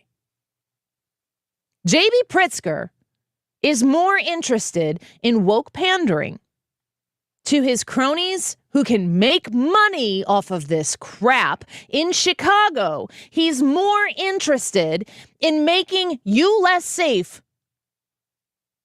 for political gain and for the constant lobbyist dollars that keep coming in to support ridiculous legislation that you can only get through in a place that is so overly saturated with Democrats that the Republicans don't even need to see the bill. They can all vote no from the onset and they can still pass things. I don't care if you're a Democrat. I don't care if you're a moderate. I don't care if you're a socially liberal Republican. This is not healthy government. It makes Illinois incredibly less safe. We are a national embarrassment, and it's J.B. Pritzker's fault. We are not going to move in a safe direction for our children and for our children's children under J.B. Pritzker, under a supermajority of Democrats in the House, under a supermajority of Democrats in the state Senate. We're not going to do that. It will continue to spiral, and it will do so on your dime. If that red wave hits the state of Illinois, I don't know which races we're going to win. I don't know if Illinois is going to have the common sense to send Jen Cordy instead of Katie Stewart into the state house in District 112. if they're going to have the common sense to send Ashley Hunsaker instead of Jay Hoffman, if they're going to have the common sense to send Kevin Schmidt instead of LaToya Greenwood, if they're going to have the common sense to keep sending Republicans like David Freese and Amy Ellick into the state house to fortify that Republican non-super minority. Or the ones that are running like Wavy Lester running against Christopher Belt in the state Senate, a black man Republican who is from this area, who has served his country, who is working hard to get the word out against an enormous pile of cash that the Democrats just keep coughing and farting the way of Southern Illinois so that they can constantly win battles that they don't even have to compete in between campaigns. Wavy Lester is a black man Republican who's walking around, who's doing the hard work. That man does not sleep. And he wants to be in the state Senate. Who's going to give him a chance? If I could vote for him, I would. Erica Harris wants to take a blue seat and turn it red in the Metro East as a state senator. These are all state offices, folks, that you right here in the Metro East in Southern Illinois, forget about Cook County, forget about super downstate, forget about the Quad Cities. Right here in the Metro East, we can send the red wave to Springfield from the Metro East. We have the power to do that. The Democrats think that money will win. Well, of course they would. They keep taking ours. It's grassroots. It's your motivation. It's how much you want it. It's how much you're sick and tired of being lorded over by fat cats in this state who don't even have to do anything but spend money to win elections. If you want the red wave to hit your blue state, do something about it. You have 8 days. It'll be worth it, I promise. YouTube live chat poll. Which blue state do you expect to have the biggest red wave? New York, Oregon, Illinois, or maybe there's another one. Blue states, folks, not swing states. I don't know. I don't know what other blue states out there are up for grabs. Washington? Washington's one. Yeah? Mm-hmm. I mean, Virginia would have been a blue state. Yeah, but it's not now. Feels good to talk about. When we take a break, we're going to come back and we're going to talk to Steve Moore about the economy. We've talked about the local economies here, but there are other issues to face, and inflation. The Biden administration, they have an explanation for why it is the way it is. We'll see what Steve Moore's reply is in just a minute. Don't go away. How much of my father? You're listening to the Annie Frey Show on St. Louis's home for conservative talk. Lights inside me just to satisfy someone. Will I let this woman kill me or do away with jealous love? Will it wash out in the water or is it always in the blood? St. Louis's home for conservative talk. The Mark Reardon Show. On the next Mark Reardon Show, the midterms 1 week from Tuesday. We'll run down the latest polling. Also, it's a Monday, so Frank Cusimano joins us. Weekdays from 3 to 6 on 97.1 FM Talk. You had a solid retirement dream. Sell your home in a few years, bank the equity, downsize, and travel. But inflation and recession has you wondering if all your hard-earned equity will still be there. What if you could recession-proof your equity right now? You can with Truehold. Truehold will buy your home for its best current value before a recession can erode it. You get to bank all the cash now and live in your home for as long as you want, and Truehold covers all property taxes, insurance, repairs, and maintenance. And since Truehold pays your home's current value in cash now, it's yours to do whatever you like. Don't wait for inflation, recession, and interest rates to erode your home's value. Visit Truehold.com and discover how much Truehold will buy your home for today based on its best current value, not what's coming. Call 1-855-300-9993 or visit Truehold.com. The smarter, faster way to cash out on your home's value without having to move. That's Truehold.com. So Air Comfort Service, of course, they know that fall is here. It's been chilly. I love it. I love this weather, sweater weather, blanket weather, but also walking into your warm, comfort-zoned home because Air Comfort has been there and made you feel comfy and cozy. Corey Malone has run a business with his family and with the people who work there. They're so good at what they do, and I trust them. And I'm not necessarily a trusting person. I trust Corey Malone to give me the advice and to hire the people who are going to give me the advice that guides me into making a good decision for my home. And when I needed to get a new furnace, I knew that if I went with Air Comfort Service, that they would treat me right. This is one of the ways that they work to make sure that you are set up for the best possible situation should you need to replace your furnace or have some work done. If you need a new furnace, boiler, heat pump, entire HVAC system, you can call Corey and the team at Air Comfort Service and mention the Annie Frey Show, and they're going to offer free estimates on new equipment and through November 19th. Double Carrier's Cool Cash rebates. They have 0% financing for up to 72 months and utility rebates. These are going to help you save potentially thousands of dollars. Mention the Annie Frey Show when you ring them. 314-513-0091, aircomfortservice.com. CertaPro painters have powers far beyond those of ordinary painters. For example, they have the power of reliability, the power of doing it right, and the power of fresh color. And this is a great time to spruce up the interior of your home with a fresh coat of paint, and CertaPro can help. Each CertaPro painter's business is independently owned and operated. For your home or business, CertaPro can knock out a great painting project for you. CertaPro painters, the power of pro. Schedule your free estimate at CertaPro.com. That's Certa with a C. CertaPro painters, proven and trusted experts in painting. What's your favorite four-letter word? Chances are you've said it more than a few times dealing with this crazy world we live in. But at Compass Retirement Solutions, our four-letter word of choice is hope. Hope for a better tomorrow. And hope that your retirement plans don't take a back seat. You've watched inflation soar, and maybe your retirement future feels a little uncertain right now. But all hope is not lost. Find out exactly how much risk you're still taking with your investments. Find out how you may be able to save big on taxes. And find out how having a written retirement plan just might give you the hope you've been looking for. Call today to set up a meeting. 314-373-1598. That's 314-373-1598. Compass Retirement Solutions. 314-373-1598.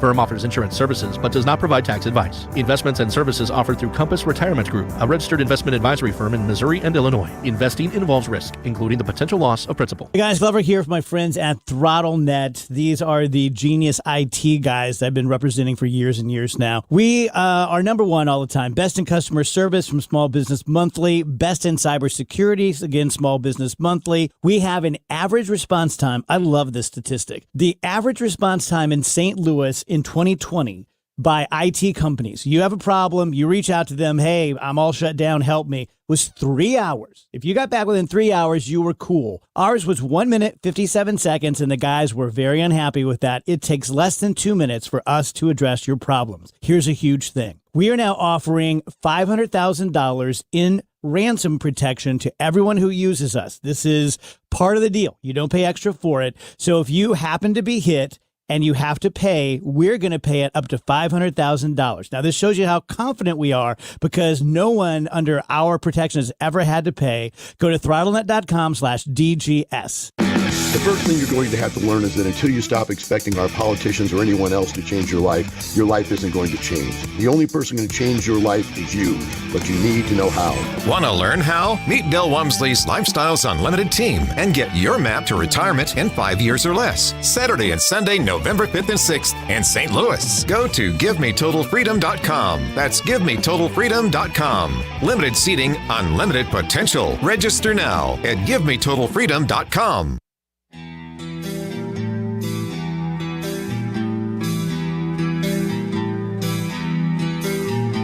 You're listening to The Annie Frey Show. Follow Annie on Twitter @Annie Frey Show. And yet still there's inflation. There's a fear of looming recession. Poll after poll show that voters they say they trust Republicans more than Democrats when it comes to the economy. What's the administration's response to that persistent view among the electorate? So first, we have always said we understand what the American public is dealing with. We understand that there are high costs, and we understand that they're feeling very squeezed right now. The president always says this, and you hear him say this all the time, that he wants to make sure that we give Americans a little bit more breathing room, which is what his dad used to say when he grew up in Scranton and dealing with these kitchen table issues. So when the president walked into this administration, the economy was in ruins. It was in absolute ruins. Oh, really, Corinne Jean-Pierre of Biden administration, what was the economy's state when Joe Biden inherited it? I have to ask our friend Steve Moore that question. Distinguished fellow in economics at the Heritage Foundation, author of Govzilla, How the Relentless Growth of Government is Devouring Our Economy and Our Freedom. Welcome back to the show, Steve. Happy Halloween. That was some spooky stuff she was talking about there. That was spooky. It reminded me of when we were kids. Remember this one? Liar, liar, pants on fire? I do remember that one. I mean, the economy wasn't in ruins. It had been in ruins because of the COVID shutdown, but the economy opened up in July of 2020, 6 months before the election. The economy grew 20% in the year. It was one of the biggest booms we ever had. If Trump were still president today, you know what the growth rate is, Annie, for the first 9 months of this year? No. For the 0.08%. Oh, well, at least 0.08%. I mean, guess that's barely keeping your mouth above water, and they're bragging about how the best damn economy ever. No, what happened was Biden came in, he spent $3-4 trillion. It created this massive debt and massive inflation problem, and that's the end of the story. Do you recall, Annie, having an inflation problem? I mean, the inflation, it's gone up and up under Joe Biden, and his flexing of his muscles is that it stayed pretty steady for the last few months. Those are his own words. Yeah, that's because it's so high right now. I mean, we're between 8 and 9% inflation now for 7 straight months. We haven't seen anything like that in 40 years. People are getting financially stressed. It isn't temporary. It's not transitory. It's not a high-class problem. It isn't going away. And this is the reason I think we're going to see a massive red wave election on a week from Tuesday. I think people recognize that this is wrecking their lifetime saving. It's wrecking their checks. It's ripping holes in their paychecks. And people are financially stressed, among other problems with the economy. The other one, Annie, that I was chomping at the bit to talk to you about while we're on the subject of liar, liar, pants on fire, I think that could be your theme today. Sure. The president said that he has reduced the budget deficit. See that? Now, here's a guy who's increased the debt for the 10-year period from what it was supposed to be. He has increased the debt. Are you ready for this? By $4.7 trillion. Not billion, $4.7 trillion. He, just in the 20 months or so that he's been in office, he's already increased the debt by almost just under $1 trillion, $900 billion. That used to be a lot of money. I guess with Biden, that's not much money. $900 billion. So where do you get this idea that he's reducing the deficit? Well, I mean, it seems to me that he's got to have some economist who's told him, because of this and this, you can get away with saying that. Do you know what they're doing, where they're pulling that off the top shelf? They shelf? have a totally compliant media. Oh, just not accountable. Challenge him on these statements. I'm going to give you another one, all right? Or another liar, liar, pants on fire. Ready for this one? You probably talked about this already. Go for it. Listen, sorry. But, this is the one about gasoline prices. Yeah. He said the other day the gas price was $5 a gallon when Trump left office. No, not quite. It was $2.49 a gallon, not $5. And then he also said that and the gas price across the country is $3.39 a gallon. No, not really. The price is $3.89 to $4 a gallon. So none of this is truthful. They have a reckless disregard for the truth. You can't believe a single word they're saying. And I think that, the only way they could get away with this, Annie, is by just thinking the American people are stupid. But you know what? We're not as stupid as they think we are. Yeah, and at least we have 8 days to prove ourselves. Do you expect your thoughts? I guess maybe we'll talk to you next week right before Election Day. But yeah, I can't wait. Do you? By the way, people are already voting around the country. So, I mean, this is important to get this message out right now, that you're not being told the truth, that this is a disinformation squad, that the economy is in a boatload of trouble, that you've lost $30,000 on your 401k plan, you lost $4,000 of your income. And my feeling is, look, if you like the way things are going in this country, vote for Biden and the Democrats. If you feel good about things.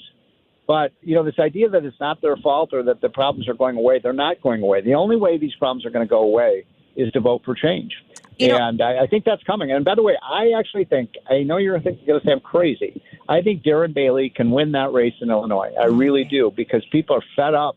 I mean, what are you voting for? Why would you vote for Pritzker? What has he done that's been good for the state? Not a thing. Not a thing. Yeah. It's been a disaster. I was going to say, if you think about mandates, that's specifically something that's incredibly frustrating to me as an Illinois resident, but also crime and immigration. There are all these issues that are huge issues in different areas around the country, a little bit more here, there, and everywhere. But inflation hits everybody. Every state is going to be voting on the economy this November. It hits every pocketbook. I know it's hit mine. Yes, same. I mean, same. And I'm not a rich person. So anyway, look, I hope people will vote. I hope people will get out and, tell the truth about what's going on in this country. And if they do, I think real change can come. Thank you, Steve. We'll talk to you again next week, one day before I'll election talk to you next week, Annie. Sounds great. Have a good one. You as well. Bye. Got a little liar, pants on fire out of him. Didn't see that coming. Get his book, Govzilla, How the Relentless Growth of Government is Devouring Our Economy and Our Freedom. Gosh,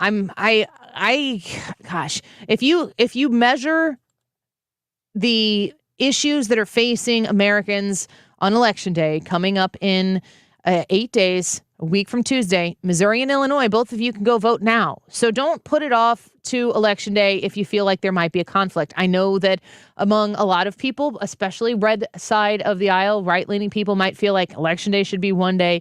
Use this time as an opportunity to encourage people to go vote and just support them in doing so. The Democrats do well on early votes. We can participate in that as well. It's the way it goes. So take advantage of the opportunity for the next 8 days to encourage people to go vote. And if they say, I don't know, I'll try to work it in, say, no, do it now. Go take care of this and make this a priority for you. I can look across the country and think about it might mean in Arizona and New Mexico, immigration might be the leading issue there. It might be. But I guarantee you, everybody who goes into the voting booth is going to be thinking about their wallet when they do. I understand that in, especially Chicago, Illinois, but in Illinois and in New York and in California and in Oregon, that you're looking at crime and going, what in the world do our leaders actually care about? Why are they okay with this? Why is it that you bring a calculator when you go in to steal things from a store because you can steal a certain amount of merchandise and get away with it? Why is that okay? It's not okay. It's obviously not okay. Vote for new people who agree with you with some common sense and understand that it is not okay. One of those other main issues that people are very in tune to right now and concerned with, me being one of them, is the mandates that come from the statewide officials as to what will or won't happen with our kids. What's getting into our kids' educational curriculum? Who is behind what's going into our kids' educational curriculum? What are the motivating factors behind the reason why the teachers' unions choose to push for one thing over the other? Why was the teachers' union collaborating with the CDC to provide guidance to Americans about how to move through COVID? Why did that happen?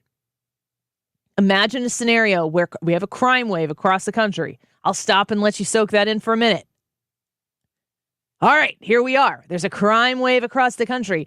Imagine if the NRA were collaborating with some sort of law enforcement entities to try to put together some new policies and mandates that were going to be implemented around the state in the country. People will be out of their minds. If the NRA gets involved in anything, people are out of their minds. The teachers' unions, a special interest lobbyist group, and the CDC on how Americans have to act, what they're allowed to do and what not to do. Boy, we are upside down, and Corey DeAngelis has been setting it right side up across the country when it comes to school choice, when it comes to prioritizing children in their education and empowering parents to take back the authority that they should have in this whole process. Corey DeAngelis is going to join us when we come back, and we'll discuss with him how school choice affected potentially that Virginia election and how it might affect the one coming in November. Corey DeAngelis on The Annie Frey Show in a minute. The Annie Frey Show is streaming online. Watch us live on YouTube and subscribe.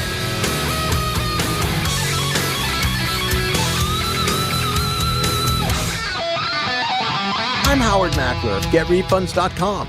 You may have heard me talk about the payroll tax refund program that gives businesses up to $26,000 for every employee they kept on payroll during COVID. But today, I'm not going to do the talking. I'm letting a real Get Refunds client tell you everything. I'm Ray, owner of Manzi Insurance and Real Estate. I heard about the payroll tax refund and GetRefunds.com on the radio. When COVID hit my business, I scrambled to figure out how to protect our employees and customers while still being able to service our clients' needs. They got me approved for a payroll tax refund, and with that money, it allowed me to upgrade our technology to provide the means for some employees to work remote while also protecting those that return to the office. If you have a business, you should go to GetRefunds.com and start your claim today. GetRefunds.com helped their business, and we can help yours too. Go to GetRefunds.com and see if you qualify in just 8 minutes. GetRefunds.com, powered by Innovation Refunds. It's not weird to say this, but maybe you haven't experienced it before, but you should be able to expect really good customer service from medical practices as well. I know that in my family's experience, when you need medical care, they're the experts. You're at their basically whim to treat you however they want because they have the access to the information that you desperately need. Gateway ENT focuses on good customer service. How refreshing. That on top of the very best ear, nose, and throat care that you are going to receive in the St. Louis area. If you want to learn more about Gateway ENT, you can go to gatewaydrs.com. That's gatewaydoctors.com, and learn more about one of the oldest private practice ear, nose, and throat groups in St. Louis. They are located in West County, in Sunset Hills, and in Festus. And having been around for more than 40 years, they have the expertise and an amazing group of ENTs that you are going to be able to get into pretty quickly. Don't think that, it's going to be forever before I can get in. No, call them. Mention the Annie Frey Show when you reach out to them and say, yeah, I need to see an ENT for this problem, that problem, or another one. If it's something new or if it's something chronic that you'd like to have looked at, Gateway ENTs can help you through that process. 314-843-3828, 314-843-3828, gatewaydrs.com. Nancy Pelosi and Joe Biden are ignoring kitchen table issues. Liberals are fighting to defund the police, indoctrinate kids, open the border, and put boys in girls' sports. I'm Ann Wagner. The people I talk to know better. Let's work for what matters most. Lower costs, parents' rights, and safer streets. Ann Wagner is working for common sense solutions to the problems you face. She's challenged the big government machine in Washington and delivered a tax cut for middle-class families. Ann has stood with parents to defend their right to make decisions on the upbringing, education, and care of their children, protecting our kids from radical leftist indoctrination. And as crime rises, Ann has worked to protect our safety by fighting efforts to defund our brave police. I'm Ann Wagner, and I approve this message. So pull up a chair, and together we'll turn the tables on Washington. Fighting for your family. Ann Wagner for Congress. Paid for by Ann Wagner for Congress. Join Mosby Building Arts every Saturday from 12 to 1 p.m. on 97.1 FM. Rich Orse and guests give insider tips about renovations, design, construction, exteriors, and more. Tune in to Right at Home with Rich on Saturdays or catch the podcast online. Some things happen slowly, and maybe you don't notice right away that you're slowing down, that you don't recover as quickly from injuries or sore muscles, and you kind of wonder why, but you just go on with your life. Victory Men's Health was set up with you in mind. They have medical doctors who've been working in the area of men's health specifically for 30 years. If you've got low T, if you've got ED, if you're dealing with any of those issues, don't suffer in silence. You can thank me later. Book your appointment at victorymenshealth.com. You're listening to the Annie Frey Show live from the Air Comfort Service Heating and Cooling Studio. Air Comfort Service is proud to support Greater St. Louis Honor Flight. Sign your veteran up for their Honor Flight today at gslhonorflight.org, and for heating services, visit aircomfortservice.com. Fact-checking the mainstream media daily. St. Louis's home for conservative talk. You found it here. 97.1 FM Talk.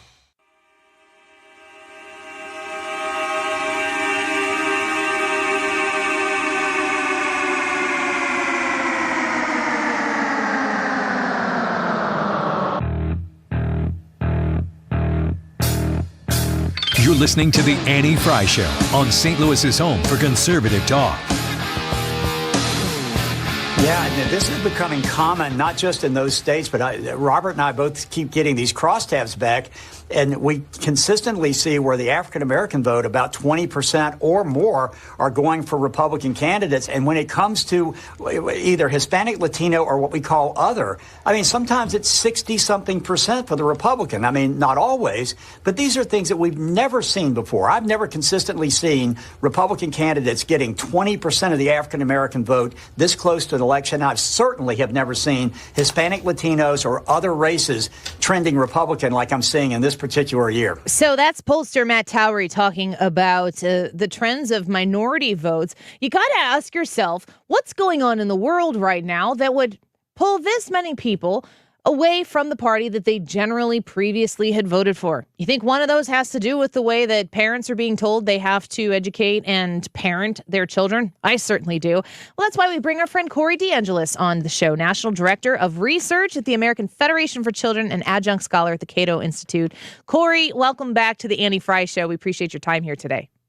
Hey, Annie, thanks so much for having me. I want to know what you think about, the midterms are a little over a week away, but there are so many. I just got done talking to Steve Moore with Heritage Foundation about the economy, and Jack Posobiec earlier in the show about free speech and how people are able to talk on social media platforms. But you've been following an issue that had a huge impact on the Virginia race, and that I wonder if you see those same trends going into the midterms when it comes to parenting and education. Yeah, I mean, some of the Democrats haven't learned a dang thing from the Terry McAuliffe mistake, and you're seeing even high-profile gubernatorial candidates like Governor Gretchen Whitmer in Michigan making the same mistake. In her final gubernatorial debate with Tudor Dixon, the Republican, Governor Whitmer tried to gaslight parents on her role in keeping schools closed for so long. She tried to downplay how long the schools were closed, and she actually outright lied about it. She said kids were out of school for only 3 months. That wasn't true. You had schools in Michigan in 2022. You had schools closed in Detroit and Flint. Families in Flint found out that their schools were closed indefinitely in 2022. You had 2 weeks to slow the spread, turn into 2 years to flatten a generation of kids. And now you have the Democrats, after getting blowback, are trying to either pretend that they weren't a part of that or that it never happened. And that makes sense for them to try to deflect on this issue because it hurt kids in so many ways. The school closures hurt kids academically, mentally, even physically. But parents aren't stupid. They were there in the house with their kids on Zoom school that wasn't working for so many children, and parents aren't going to fall for this crap, and they're going to hold politicians accountable at the ballot box, no matter how many times the incumbents and other politicians try to gaslight them. Corey, I appreciate your message. You've been so on point with this for years now, because it's not just a matter of differing of opinions on what's good for kids. There are a lot of entities that work in the background that collude together in the background in government, and there's a ton of money that is involved in the flow going into elections from one lobbyist organization to campaigns that have said, this is how we want to do things, and this is what we're going to do to retain that power when it comes to those mandates, those lockdowns. What have you noticed in the last 2 years from the pandemic about that flow of money and whose special interests are at the center? It's a freaking money laundering scheme. Look, the taxpayers get funding extorted from them to go into the government school system, mostly because Democratic politicians push for those policies to extort more money from the taxpayers. And then the Democrats, that funding into the government school system goes to the teachers' unions, like Randy Weingarten's American Federation of Teachers, which mostly, almost universally, goes back to the Democratic Party. If you look at the American Federation of Teachers funding in 2022, so far over 99% of their political contributions have gone to Democrats, not Republicans. So it's a never-ending money laundering scheme. It's a vicious cycle. And look, in the Whitmer race in Michigan, the funding sources just came out from the NEA. At least one source has reported in the past couple of days that the largest teachers union, the National Education Association, which is totally against parental rights in education, has contributed at least $1 million to Governor Gretchen Whitmer to continue gaslighting about school closures and to continue politicizing education. Whitmer also vetoed a couple of school choice bills in Michigan as well. Thankfully, the voters are able to override her vetoes with a signature gathering campaign. But look, another poll that came out just earlier this summer, two of them at least, one from the American Federation of Teachers, Randy Weingarten's union, actually found Republicans up by 1 point on the issue of education. Now, you might say that's not a lot, it's only a point, but that's a seismic shift relative to what the Democrats have enjoyed on the issue of education for decades. Democrats have been up on education by double digits for decades.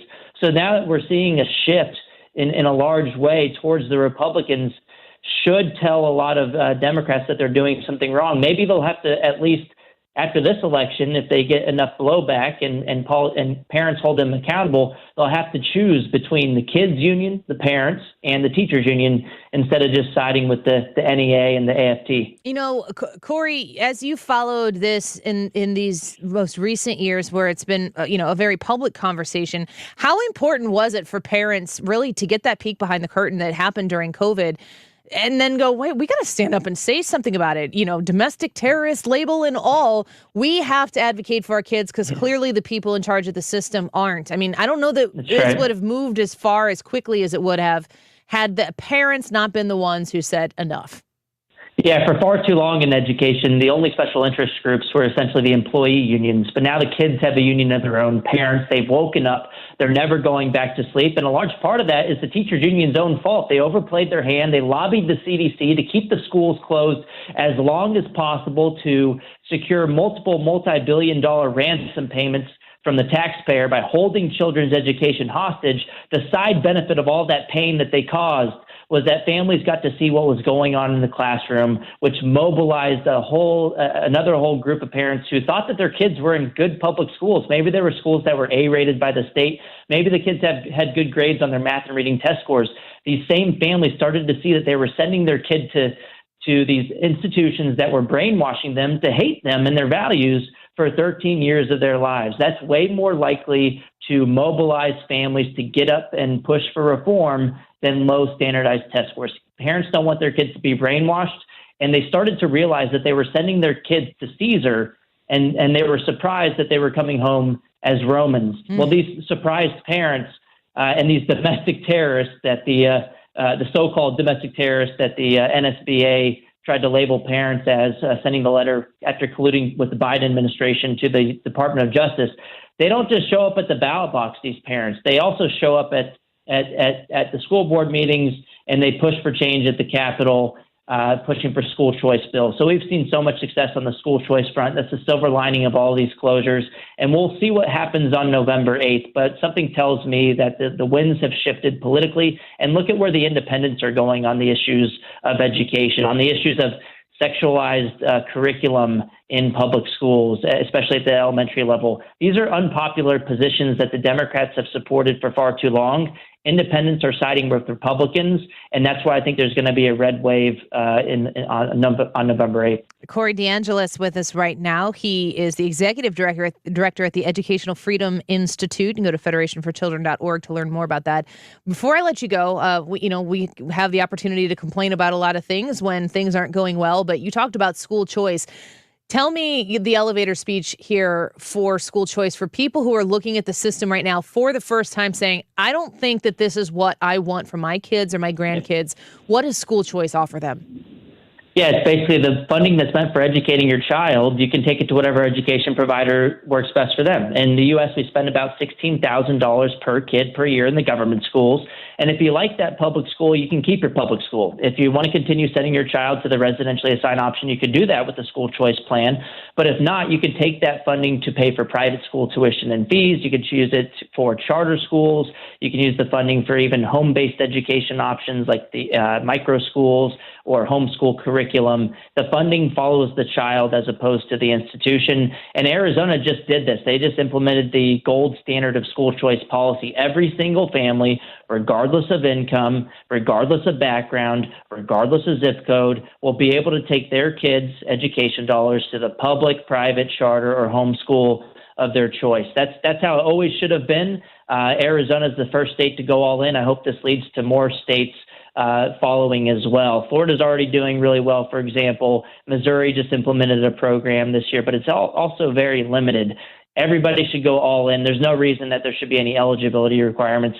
Every family is guaranteed a publicly funded education, and the money should follow the child, not the building. I just such a great point, and I think that we are going to have the opportunity here in the coming years to really see these states that have implemented this thrive with their students and put it to the test. So, Corey, thank you for the time today. We are grateful for you. This is a huge issue in the November 8th election, and hopefully we see some success. You'll have a lot to do with that success should it manifest itself in a week. Absolutely. Thank you so much, Annie. Thank you. Bye-bye. Corey DeAngelis, the National Director of Research at the American Federation for Children, federationforchildren.org, if you'd like to learn more. I'm reading here a comment from Twitch on the live stream where we stream every day, YouTube, Twitch, Twitter, and so on. I don't want my tax dollars going to indoctrinating children in public Catholic schools. That's ironic. Yeah, that's if it'll let you know, no indoctrination. See, it's not your tax dollars, it's the parents' tax dollars, because right now my tax dollars are going to support kids in public schools and not support my kids in Lutheran schools. Then I choose to send them there. I'm paying tuition separately. What if my tax dollars went to benefit my kids? That simple. Let's take a quick break. The whole crew in here in a minute. Ray Magliozzi here for eBay Motors. Okay, easy now. You're teaching your kid how to parallel park. Ouch! Turns out he likes to do it by feel. Don't worry, eBay Motors has bumpers, taillights, trunk lids, license plate holders, 122 million parts. Pull up just a little bit. And headlights. They've got lots of headlights. Get the right parts at the right prices. eBay Motors. Let's ride. Retired or retiring soon? How much money do you need to live comfortably? Retirement Planners of America is here for you. Would you like to have financial peace of mind? Here's how. Step 1. Find out the amount of money you'll need to retire. Step 2. Have a plan to get there. Step 3. Make sure that plan can take advantage of market gains but protect you from market losses. Discover how to do all three with a free consultation at 800-508-6108. That's 800-508-6108. All investments involve risk, including losses. Past performance does not guarantee future results. Finding great candidates to hire can be like, well, trying to find a needle in a haystack. Sure, you can post your job to some job board, but then all you can do is hope the right person comes along, which is why you should try ZipRecruiter for free at ZipRecruiter.com/radio. ZipRecruiter doesn't depend on candidates finding you. It finds them for you. Its powerful technology identifies people with the right experience and actively invites them to apply to your job. You get qualified candidates fast. So while other companies might deliver a lot of hay, ZipRecruiter finds you what you're looking for. The needle in the haystack. See why 4 out of 5 employers who post a job on ZipRecruiter get a quality candidate within the first day. ZipRecruiter, the smartest way to hire. And right now, you can try ZipRecruiter for free. That's right, free at ZipRecruiter.com/radio. That's ZipRecruiter.com/radio. ZipRecruiter.com/radio. KFTK FM Florissant. Driven by the Bommarito Automotive Group. 97.1 FM Talk. Always live on the free Odyssey app. The president's about to point a finger at energy companies. I'm Lisa Brady, Fox News. This as gas prices rise again. President Biden is going to come out and accuse big oil of keeping gas prices artificially high. But don't consider this a Hail Mary, because when it comes to the November elections, President Biden says he's feeling confident. Fox's Peter Doocy at the White House. The president is expected to call on oil companies to reduce prices by tapping some of their record profits and to warn they could face tax penalties or other restrictions if they don't. Industry officials have argued the president's policies are stifling energy investment. Families hoping for justice now that an arrest is made for the murders of 2 girls more than 5 years ago in Indiana. The suspect in custody lives in their hometown, identified as 50-year-old Richard Allen. I'm told that Allen, a 50-year-old Indiana native and a local pharmacy tech, lived right here in town, actually near the crime scene, arrested nearly 1 week ago after neighbors say they saw police digging up his backyard, specifically near a fire pit there. Abby Williams and Libby German were murdered back in February of 2017. Their bodies were found the next day near a trail in Delphi. Fox's Alex Hogan in Delphi. identify. The girls were on a daytime hike when they were killed. A photo and brief video from one of their cell phones is believed to show the suspect, who's now in custody. Just getting word that the man accused of attacking Paul Pelosi, House Speaker Nancy Pelosi's husband, in their San Francisco home, is going to be charged with a federal crime designed to protect the family members of government officials. A source telling this to the Associated Press just ahead of the announcement of charges.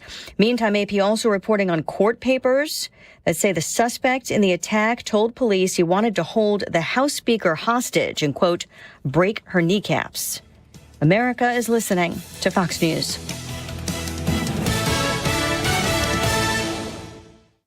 At Simply Safe Home Security, your safety is the only thing that matters. That's why you get live 24/7 professional monitoring for less than $1 a day, because every home deserves to be protected.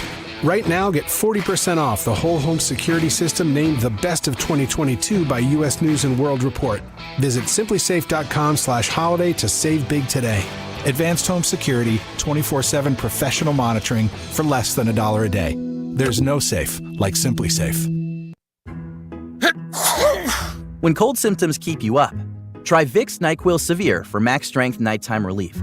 Just one dose of Vicks NyQuil Severe starts to relieve 9 of your worst cold and flu symptoms to help take you from 9 to none. Get some rest and feel better with Vicks NyQuil Severe. The nighttime sniffling, sneezing, coughing, aching, sore throat, stuffy nose, fever, best sleep with a cold. Medicine. Use as directed. Air Comfort Service, heating and cooling, weather. Chief Meteorologist Dave Murray. The clearing process with our big old slow-moving low pressure is slow, so clouds much of the rest of the afternoon, maybe a little bit of sunshine, but temperatures stay chilly, 58. Tonight, partly to mostly clear, 55 for trick-or-treat time, 45 for the overnight low. Tuesday, Wednesday, and Thursday, sunshine in control, 72 for the high each day. This is 97.1 FM Talk, Chief Meteorologist Dave Murray. Had a great steak last night made by my dad with Andrea's sauce. He grilled and couldn't be better. It was actually, sorry, Dad, I'm saying this, but it was kind of cheap meat, and it still tasted fantastic because he prepared it with Andrea's sauce ahead of time. And we do that too at home all the time. We get something like a pork tenderloin that doesn't cost a whole lot, but man, when you baste it in Andrea's or you let it marinate all day, you're getting a great piece of meat for really not much. If you go to the restaurant, they have meat there, though, that you can't buy anywhere else. So I highly suggest you give it a try at the restaurant before you just buy Andrea's sauce, because you know what you're getting into before you get it. But regardless, you're going to have a great meal with Andrea's sauce. It's the best, and it's made right here in St. Louis. You can get it at the restaurant or at andreas.com.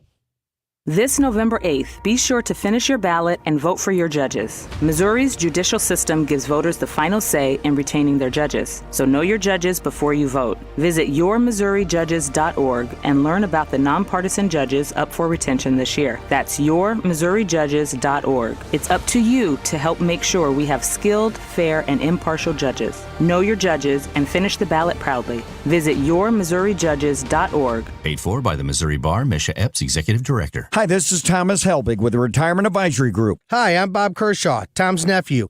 As a family business, we are committed to protecting your retirement, whether you're nearing retirement or already retired. What if it were possible to protect you from market downturns without having to make an emotional decision to buy or sell? What if you could take advantage of a strategy that would automatically take you out of harm's way during the bad years and position you for the growth opportunity during the good years? The secret is in linking safely to the market without putting your principal at risk.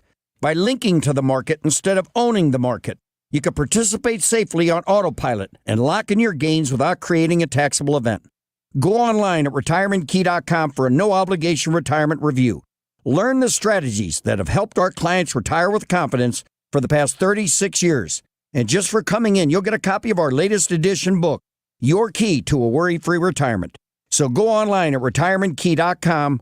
That's retirementkey.com. Temperature's getting low, but demand remains high. You need Indeed. Their all-in-one platform helps you attract, interview, and hire candidates, all from one place. And Indeed's interview tool lets you schedule and conduct virtual interviews right from their website. Visit Indeed.com/credit. Everybody knows you gotta get it at Clement. Everybody knows you gotta get it at Clement. Find the car you want, new or used. Get it at Clement, get pre-approved. Everybody knows you gotta get it at Clement. Everybody knows you gotta get it at Clement. ClementAutoGroup.com. The voice for hardworking, free-thinking Americans. St. Louis is home for conservative talk. You're listening to 97.1 FM Talk. That is exactly what I needed to hear. Thank God someone here knows what they're talking about. That's us. That's right. Gotta love this American ride. All right, you need to take the time and get the full picture. Come on, turn the radio on. It's Saturday and I won't be long. Don't get me wrong. I love the ladies. I mean, they rev my engine, but they don't belong in the newsroom. It is Anchor Man, not Anchor Lady. What do you want from me? I'm not America's sweetheart. Goodness sake, kid. Keep your voice down. Your father's listening to the radio. I'm not America's sweetheart. This is the Annie Frey Show. Happy Halloween. It is great to be here with you on a blustery fall afternoon in St. Louis. Thanks for spending some time with us here on the Annie Frey Show. We've had a full show. As of this point, we spoke with Jack Posobiec at 12:25 p.m. about the Elon Musk takeover of Twitter, and quite the busy weekend on Twitter. If you haven't been there or haven't gone to Twitter for a while, you should poke your head in there. It's pretty funny. It's the gift that keeps on giving. I would walk away for a few hours and pull it back up later, and I would have missed so much. So we talked to Jack Posobiec about that at 12:25. At 1:25, we talked with Steve Moore and discussed with him the economy. That Corinne Jean-Pierre excuse of saying, listen, yeah, things are bad, but we inherited a ruinous disaster. Steve Moore responded to that as actually the phrase he used was liar, liar, pants on fire. I remember exactly what he said. And then he circled back to that multiple times. And then we just got done speaking with DeAngelis, who's talking about how school choice and the issue of parents, education, and the government entities that want to boss you around and tell you how you're going to do it made a huge impact in that Virginia race 1 year ago and how they might affect the midterms today. If you're on the Odyssey app, AUDACY, you can rewind any of those spots in the show and just pick up where you left off. All right, so I talked at the beginning of the show about the Luke Bryan situation. Luke Bryan was having a concert in Florida this weekend, and he does what a lot of people do. He brought somebody on stage that was specific to Jacksonville, Florida. Happened to be Governor Ron DeSantis. Listen to this. We're going to have some fun, and we're going to raise some money tonight for the great state of Florida, all right?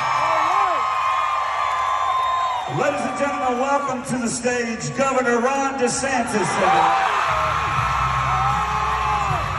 So if you watched the video, you saw the crowd go wild. Huge crowd. It's a Luke Bryan crowd. Luke Bryan's a really, really big deal to people. Not me. Not specifically me. Hannah, you are a big Luke Bryan fan. I do really like Luke Bryan, yes. Ryan and Brad, I would assume you guys are neither here nor there on Luke Bryan because you're not country fans. This is true.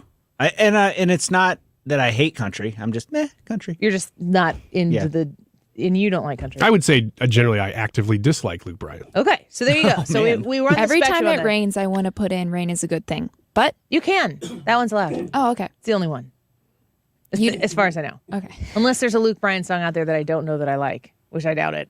There probably is. It's bro country to me, and I'm not a big bro country fan. So Luke Bryan brings Ron DeSantis on the stage. Why? Because Ron DeSantis is awesome? No, because Ron DeSantis is the governor of Florida, and he came on there to encourage people to donate money to the disaster relief for the hurricane that just hit Florida and raise money. That was the point.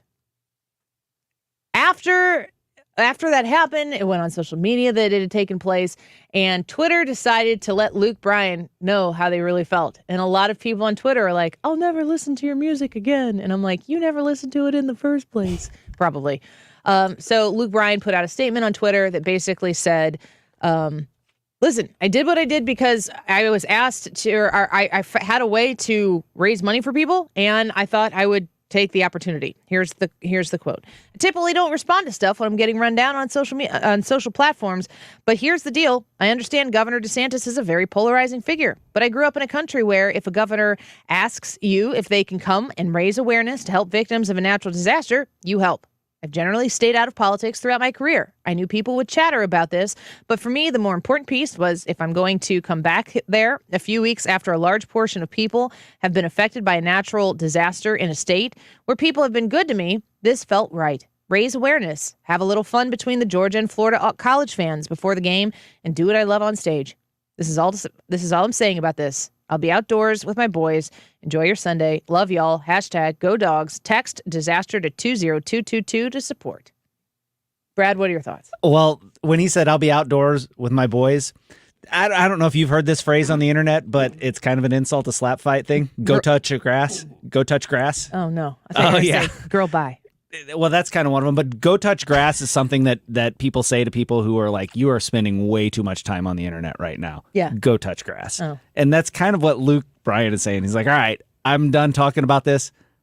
I'm going to go touch grass. Yeah. What do you think, Ryan? If I had to flip test this one, I would say that he could do all of those things, go Georgia Bulldogs, raise money for the hurricane, I want to come back to the state soon, without having DeSantis on the stage. So I think it was calculated that he likes Ron DeSantis and is using the hurricane relief as cover to say, this is what I was doing, and therefore I am sort of carte blanche. I can do anything I want. Hannah? I'm taking my original thoughts about Luke Bryan and putting them aside, but I think that because you love him. I think maybe I do. He's getting so red right now. I think Luke Bryan handled this situation well. Annie, you pointed out earlier about the end of his statement and how he brought back the donation. And I think that's good. I liked how he said basically, yep, I did this. I don't think in that statement he was apologizing, as he shouldn't apologize. I think he handled it well. I wish I would have been at that concert. I'm jealous. Have you been to a Luke Bryan concert? Have I? Oh, she's been to so many concerts she doesn't even know. I go to a lot of country concerts. Yeah. Yes, I think I have. He's a good dancer. Yes. Okay. Brad? Brad? It's only a natural next place to go. Yeah. Brad? What is Luke Bryan a good dancer? I don't know. You can answer whatever I don't you know. want. Yeah, I've never there's no seen him question. dance. You're just having to answer whatever question you want. No, I don't know. Someone in the chat save me. There's no saving. You think that this was a sneaky way for Luke Bryan to endorse Ron DeSantis? I don't know about endorse, Florida? but certainly to support a week before an election. It's funny to me that, did you listen to the beginning of the show? Most of it. So did you just say the exact opposite of what I said just because? I don't know if I did it on purpose, but I probably subconsciously did that. Yes. Probably.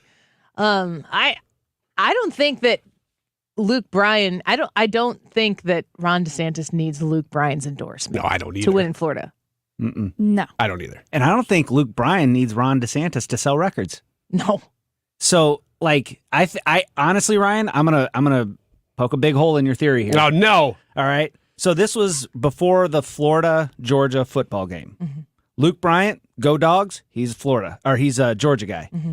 Ron DeSantis, well, he's a Florida guy because he's the governor of Florida. So if he's going to play off of this Florida versus Georgia thing, then he needs somebody from Florida to do there. And Florida was hit by the hurricane. Who better than to have on than Ron DeSantis to help raise money for that? Because Ron DeSantis is heading up the relief.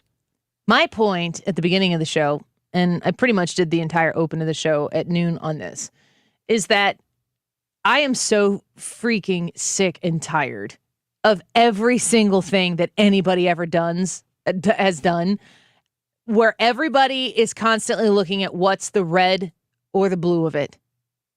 Nothing that is ever done can just be done for the sake of what it is on the surface. The idea that Luke Bryan has a concert in Jacksonville and there are hurricane victims in Florida and Ron DeSantis is the governor of Florida and that there might be a mutual interest of the people in a concert at a Luke Bryan event and the people who might be extra motivated to support or give more generously when Ron DeSantis comes on the stage. It makes a ton of sense. And the result is helping hurricane victims. I think that you give in so much to the machine, to the system that is set up to constantly have you look through the lens of who gets what political angle out of this. And I think it's so obvious in this instance that both of those entities really wanted to help Florida hurricane victims. Ron DeSantis is benefited by being seen as a politician, but he's also a governor. His job is to provide emergency relief and to do everything he can to support the people of Florida. And if the governor has the opportunity to go in front of a large crowd of motivated people at an emotional high and say, we could really use your help, send $10, because if you text 20222, I think it's text disaster to 20222 to support, it sets you up so that you can add $10 to your cell phone bill. It's that easy. And how many people in that moment are going to go through what Luke Bryan says or what Ron DeSantis says and make that happen? When I went and did that, when I saw Luke Bryan's comment, which I thought was perfect because A, it's not an apology. And I see so many conservatives out there today saying, why is Luke Bryan? He's not apologizing. He does not apologize here. He acknowledges that people are mad. And he's like, you big mad. I did it. I did what I did. I'm going to go outside and play, just like what Brad was saying right there. And at the end, he goes back to the original point. Help people who need help. When I texted disaster to 20222, it wouldn't let me add $10 to my bill. It said, sorry, this doesn't work for your phone provider. They then provided me a link that went to the Florida Disaster Relief, where you could specifically donate to hurricane relief. And I gave $50. I've been wanting to do that. We had talked to Dave Murray when the hurricane was hitting, like, where do you go? Red Cross is always a great example. But for whatever reason at that time, especially like right in the instance of all of this happening, I didn't get around to donating. But Luke Bryan and all the weenies on Twitter that wanted to complain about it reminded me that you should support these people, that they need your help. I wouldn't have done it if Luke Bryan wouldn't have stepped up and done it. I wouldn't have done it if Ron DeSantis wouldn't have been there to create a big enough story to get everybody's panties in a bunch on Twitter and make it a story that hit my timeline. Maybe these people were just trying to help folks. And maybe being seen is Luke Bryan's job. And maybe being heard is Luke Bryan's job. And maybe being seen and being heard is part of Ron DeSantis' job. If we're always going to concede ourselves over to what kind of political calculation was being made, man, I just feel like we sell ourselves so short. What are you doing on your phone? Texting disaster to 20222. Did it work? It worked, yeah. So $10 $10 in the bank. See, there's $60 that we together here have raised on the Annie Frey Show for this. And like the point being that for what, in my opinion, what Luke Bryan did, what I heard a lot of Republicans, people, conservative bent people on Fox News this morning, and I think, like I said, Brian Kilmeade, I think, was kind of doing this too, saying, I wish he wouldn't have done this. Why did he come out there and say it? Like, I heard people on Outnumbered saying, Luke Bryan needs to get Jason Aldean's wife to be his PR person. They are super vocally conservative and right, and that's their thing. They're doing that because of politics. Luke Bryan was not doing this because of politics. So for us to just, because we walk in the lens all the time like robots, like, but how does this affect the Republicans? I help my husband coach 8th grade volleyball, boys. And we were goofing. Oh my gosh. I'm like, you bruh me one more time. They're screwing around. They're actually doing very well. But I went to kind of like dive for ball and I didn't get it. And I picked it up and I kind of just chucked it over my shoulder well past the 3-point line. And I actually hit the shot, which is ridiculous. It was a fluke.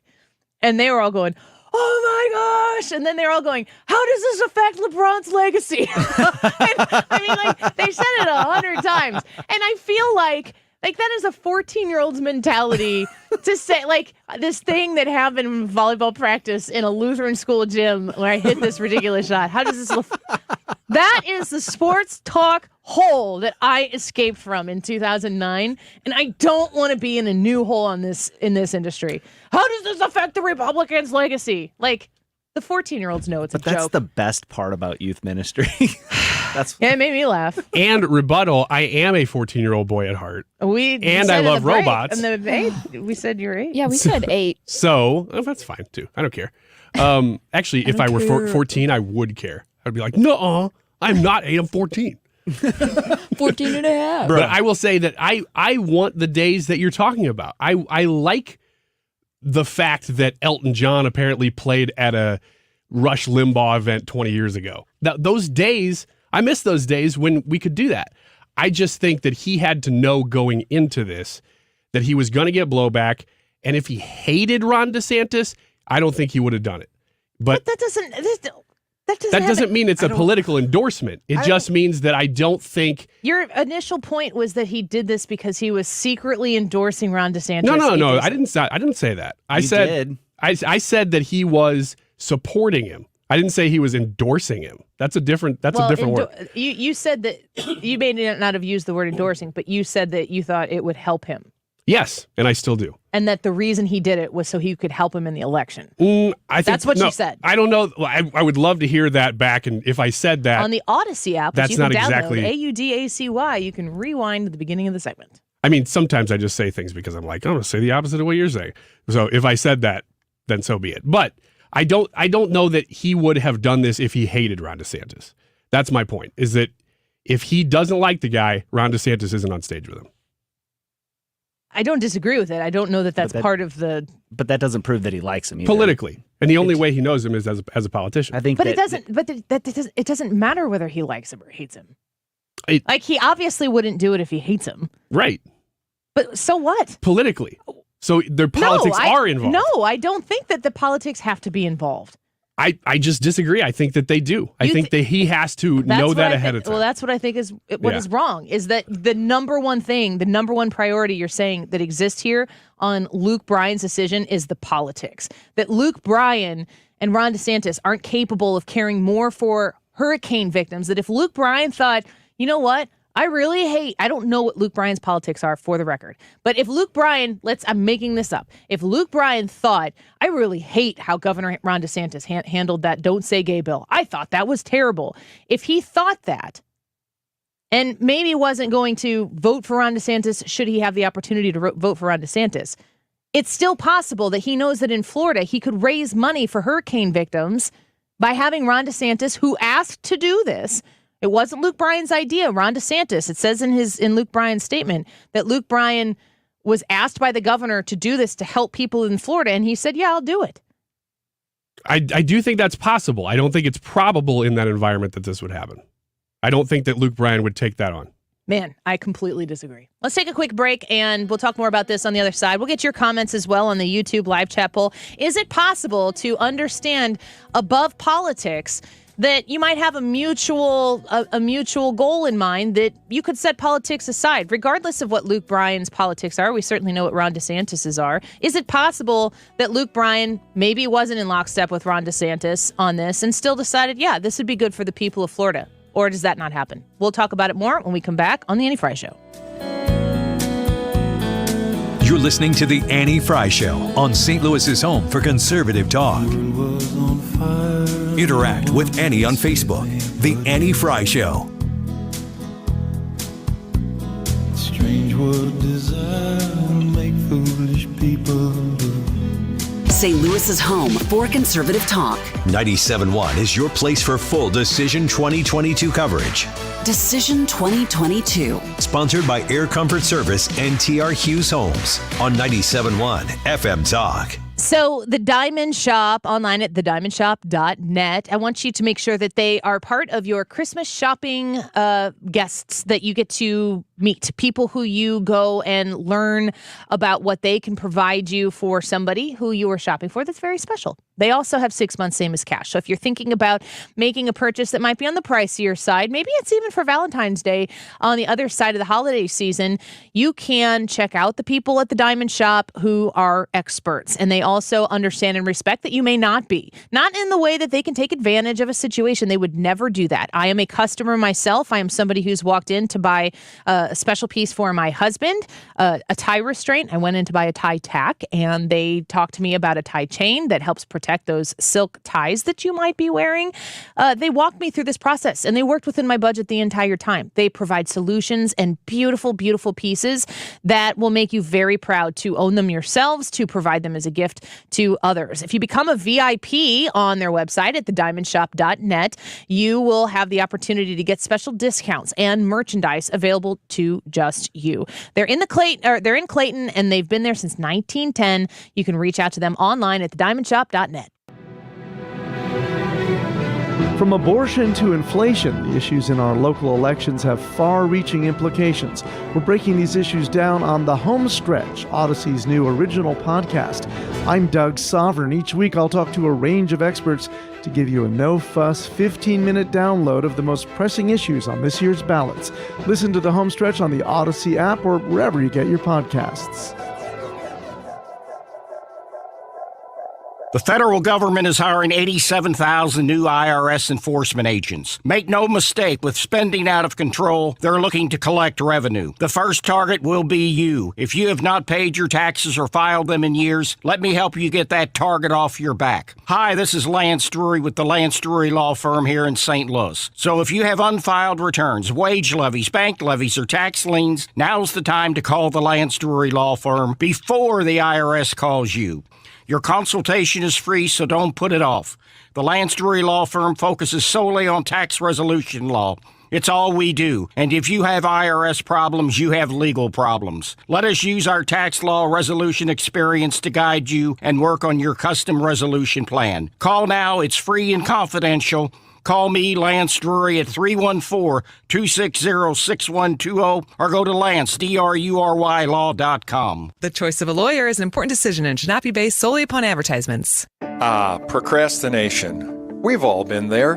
But have you been dragging your feet when it comes to creating your retirement plan? I've heard it all from, I have time before I need to make a decision, or I'll eliminate debt first and then get ready for retirement. I've seen far too many people waste valuable time for their retirement planning, and I don't want you to be one of them. Hi, I'm Ken Heisey with Heisey Advisory Group.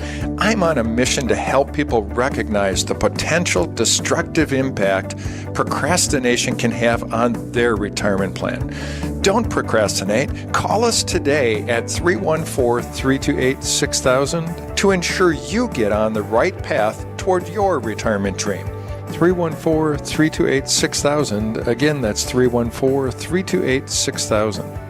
Heisey Advisory Group provides insurance services. Investment advisory services offered through AE Wealth Management, LLC. I'm Howard Mackler of GetRefunds.com. You might have heard me talk about the payroll tax refund for businesses who kept employees on payroll during COVID. But today, I'm not going to do the talking. I'm letting a real Get Refunds client tell you everything. Hello, I'm Steve, certified arborist and owner of New Century Tree and Lawn. I heard about the payroll tax refund and GetRefunds.com on the radio. When COVID hit my business, we dealt with shutdowns, strict sanitation procedures, and many extra expenses. Since then, we have been affected by product and labor shortages and massive inflation. GetRefunds.com got me approved for the payroll tax refund. With that money, it has allowed me to cover expenses, pay off debts, and plan ahead for next year with a positive outlook. If you have a business, you need to go to GetRefunds.com and start your claim now. GetRefunds.com helped their business, and we can help yours too. Go to GetRefunds.com and see if you qualify in just 8 minutes. GetRefunds.com, powered by Innovation Refunds. You look like an angel. You're listening to The Annie Frey Show. Walk like an angel. Follow Annie on Twitter at Annie Frey Show. But I got wise. You're the devil in disguise. Oh, yes, you are. Devil in disguise. You fool me with your kisses. You cheated and you schemed. Heaven knows how you lied to me. You're not the way you seem. You look like an angel.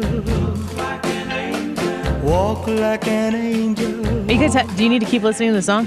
What? I just realized that is this Elvis? Yeah. Brad. Yeah. Hey, listen, Yeah, this is listen, I don't want to make the mistake and be very passionate about something that I'm not correct about. No, this is Luke Bryant. With the T. But like one of the lines is she cheated. I'm continually shocked about these old songs. We were about to go into something really important, and Brad's like looking around the room. He's like, wait a second. Wait. She cheated on him. I'm like, I'm sorry. Just keep playing the song. You know, it's like Dion. You know, he's the Wanderer, and then there's Run Around Sue. He's a player. Run Around Sue. She got around. Well, she was just exercising.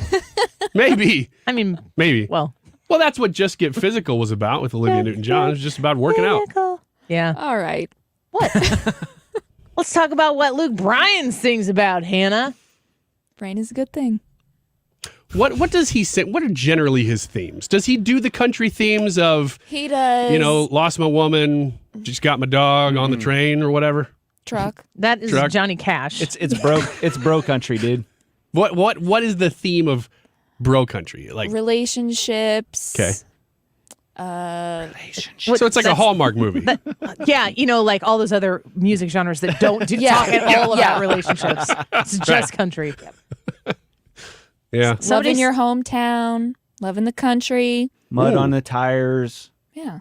Good stuff. So there's some country. Mud on the Tires is Brad Paisley. Right, one. but there's other songs about mud on the tires, right? That is real country I music. mean, that's a yeah. rich subject. We need multiple songs on it. What? Mud on the tires. No, what, Brad? Yeehaw. That's like, well, how is that a real song and not bro country, but Luke Bryan? Brad Paisley? Yeah. I didn't even have time to explain it. If you and I'm not saying this country. I'm not early. saying this as a way to 90s. disrespect you, but if you don't like or respect country music, I wouldn't be able to explain the things and make that understandable to you. I can't believe we're. We don't have enough time in the show to talk about But this. my Brad. thing is this is like my country experience kind of stopped whenever I started driving. So country music for Does me. that mean that people in your house and family listen to country music? my mom and when dad loved it. when it became your choice, no Yeah, more. I listened to like other stations that had like Papa Roach and stuff on there. I was an angry young man. The point? Yeah. Mm-hmm. Yeah. And but What so kind like, of wholesome things did Papa Roach sing about? nothing good. Nothing good. Like I said, I was an angry young man. Oh. Okay, I guess we've nailed that subject to the ground. Just looking up Papa Roach songs, though. I only know the one. I can't even remember the name of that one. Somebody said Mustang Sally. No, it's not Papa Roach. Brian from YouTube said, easy country song recipe. Broken relationship, beer, whiskey, boots, trucks, and America. I don't disagree with that, Brian. I don't disagree with that either. I was asking if that's what Luke Bryan. Mustang Sally, guess you better slow your Mustang down. Oh, what? I said now. Whoa. Mustang Sally, now, baby. Oh, no. Guess you better slow your Mustang down. Huh? Oh, yeah. You've been running all over the town now. Uh-oh, Oh, Sally. I guess I'll have to put your flat feet on the ground. Huh? What? I said now. From what I get from that song, Our parents. Sally had a Mustang. They were beyond their time. Yes. Listen, all you want to do is ride around, Sally. All you want to do is ride around, Sally. Ride, you know Sally, what ride ride. around leads to. All you want to do is ride around, Sally. Ride, Sally, ride. One of these early mornings. Oh, you're going to be wiping your weeping eyes. What I said now.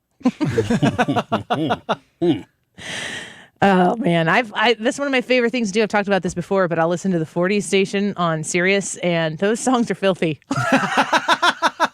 It's so fun. I'm listening, and I'm like, gosh, you guys are not really beating around the bush. You're just kind of going straight for it, and you're like, that's my woman, and I'm gonna take her home with me and take her home with me. It's like straight to the point. It's unbelievable and funny, and I love it. I keep listening to it. Oh, man. The YouTube live chat poll today. Go to the Annie Frey YouTube channel. Which blue state do you expect to have the biggest red wave? New York, Oregon, Illinois, or other? Leave a comment. If you vote other, don't suggest that like Arizona is a blue state because it's not. It's a purple state. And Pennsylvania, I would consider a purple state. Georgia, I would strangely and sadly consider a purple state. But I think it's going to be pretty red pretty soon. So, I don't know. We'll go around the room. Ryan, I'll start with you. Which blue state do you expect to have the biggest red wave? New York, Oregon, Illinois, or a different one? Well, I think Oregon has the best chance of electing Republicans simply because they have that independent running named Johnson. So, but I don't think that's red wave. I don't think that's answering the question. So I'm going to say other and say Washington simply because of some of the polls that I've seen coming out according to that point to a possibility of a Republican winning in the Washington Senate. New York's probably a good chance too, but I'm watching Washington just because of that Senate race. I'll go next. Illinois. I'm confident in the races there, and I expect a big red wave in Illinois. I'm confident. And I'm very, very involved in the Illinois politics recently, which is brand new crazy stuff. Yep. It's good that somebody is. Brad, what do you think? Hannah is the stealer of my thunder. Oh, really? Yeah, I was going to say Illinois too. Like, I know I'm watching New York, but man, I think Illinois is going to have I think there's going to be like a big change in Illinois. And I don't have any like polling data or anything that Ryan would suggest. Feel it in the heart. It's just a gut feeling that, I'm watching where money is being spent and who's spending money on ads. And Illinois Democrats don't spend money downstate unless they're scared. And there's a lot of money being thrown downstate. So I've I think had multiple people say to me that they're seeing way more Katie Stewart ads, state house rep, and just other state house districts. They're seeing way more ads than they're used to seeing down here because of that. I saw a LaToya Greenwood ad. You don't ever see a LaToya Greenwood ad. Did it say that Kevin Schmidt voted? No, she didn't say that. I kind of hoped that she did. Against the Civil War in the 1860s. He was against it. Yeah, I can't get over the Kevin Schmidt. Kevin Schmidt's a Republican challenging LaToya Greenwood, and they ran ads against him on social media that say that he voted against like Social Security and Medicare for seniors, and he's a chiropractor. He doesn't have a vote that you don't have. He's got a vote on election day. He's not voting in the House. If you want to know who's voting for and against things on your behalf, that's LaToya Greenwood. And right now, it sucks. So vote against her and vote for Kevin Schmidt for king. So, yeah. And I think parents really is why I think Illinois is going to be really affected by the red wave. Man, I hope so. How long will it be before waiting for the election results next week? Is it going to take a long time for us to get the final results? If everything's in the balance and you're waiting for one Senate seat to be determined, who knows? So how long will it be to get those election results in after Election Day? Hogan Gidley is going to join us Tuesday at 12:25 p.m. tomorrow at 12:25 to talk to us about that. Of course, with the America First Policy Institute, he's been keenly aware of the different types of election laws that are out there and on the books. And they'll talk to us at 12:25. So let's take a quick break. When we come back, yesterday was trick-or-treating for my family. We'll talk a little bit about that experience, the exhausting experience that Halloween is for the parents, but the fun time that is hopefully had by all. We'll discuss that when we come back, and we'll get to the poll results. Andy Frey YouTube channel. You let us know what you think. Which blue state do you expect to have the biggest red wave? New York, Oregon, Illinois, or other? Leave a comment if you want to choose other, or if you voted and you feel strongly about New York, Oregon, or Illinois. We'll have those results with Hannah on the other side. Don't go away. You cheated and you schemed. Heaven knows how you The lied Annie to Frey me. Show is streaming online. Watch us live on YouTube and subscribe. You look like an angel. Walk like an angel. Talk like an angel. But I got wise. St. Louis is home for conservative talk. The Mark Reardon Show. Jane Duker on the panel. Our cops don't have the right gear, don't have the right equipment, and they neutralize this threat despite being outweaponed. Weekdays from 3 to 6 on 97.1 FM Talk. So Michael's Flooring Outlet online at igotfloor.com. Have you been looking for flooring? I wanted to make sure that you were put in contact with the very best folks. Michael, I've met him. His family owned and operated business at Michael's Flooring Outlet. You are going to appreciate what they have done over the decades that they've been doing business here in St. Louis. The way that they present all of their flooring options, the way that you can experience the displays in their different shops, the way that the customer service staff is going to work with you to understand your budget, to guide you along the process. They have the best brands. They have the Mohawk Smart Strand. They have the Techwood Plus. They have the hardwood, the vinyl, the tile, the carpet. They have all of everything that you're looking for. You can go to igotfloor.com to look at the different products they have, but you can also establish a free estimate for yourself very quickly. Go online and visit their different locations that they have, all the information, details, hours listed on their website, and their products at igotfloor.com. Paid for by Blaine for Congress. I'm Blaine Lutkemeyer, and I approve this message. We've seen some price increases. Some folks have raised worries that this could be a sign of persistent inflation. But that's not our view. Reality is, inflation is now at a 40-year high, costing the typical family over $700 more every month just to stay even. That's the Biden extremist tax you pay every day. You pay it at the gas pump because of the extremist war against American energy, shutting down pipelines and using red tape to stop new development. You pay it in the devastation in your retirement account. You pay it in the border crisis and out-of-control crime wave. And now, they've driven America into a recession. Our most powerful weapon to stop them is our vote. It's in our hands to stop the damage they're doing to our families and America. November 8th, vote. To have a roof over your head, a nice roof over your head, is very important. That's Rick talking about his experience with Rhino Shield ceramic coating. We got Rhino Shield 18 years ago, and they're very cooperative on getting us the right paint. They're in and out and done in no time. Once it was finished, looked great. We were very happy with it. The main reason Rick called Rhino Shield is because it's backed by a 25-year transferable warranty. We've watched a lot of people get their house painted 3 or 4 times, and we haven't had to do any of it. I don't know about you guys, but I don't want to have to paint it every 5-7 years. Take a tip from Rick and put down the paintbrush and call Rhino Shield for your free evaluation. 877-25-RHINO. 877-25-RHINO. Or visit 877-25rhino.com. We got Rhino Shield 18 years ago. Financially makes sense, especially if it's going to last like this did. Still looks great. Call now. 877-25-RHINO or 877-25rhino.com. No paint, don't Rhino. Go Rhino Shield. Never paint your house again. Rhino Shield. Tony La Russa here. Has your loss of energy and weight gain thrown you a curveball in your relationship? If so, go see my friends over at Victory Men's Health. Discreet first-class professionals will help you hit those curves out of the park. VictoryMen'sHealth.com. That's VictoryMen'sHealth.com. You're listening to the Annie Frey Show live from the Air Comfort Service Heating and Cooling Studios. Air Comfort Service is celebrating 53 years of residential and commercial service, maintenance, and installation of heating and cooling systems. Get in your comfort zone. Visit aircomfortservice.com.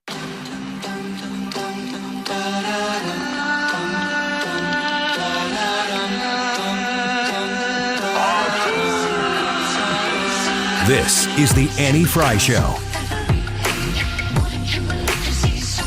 Follow Annie on Twitter at Annie Frey Show.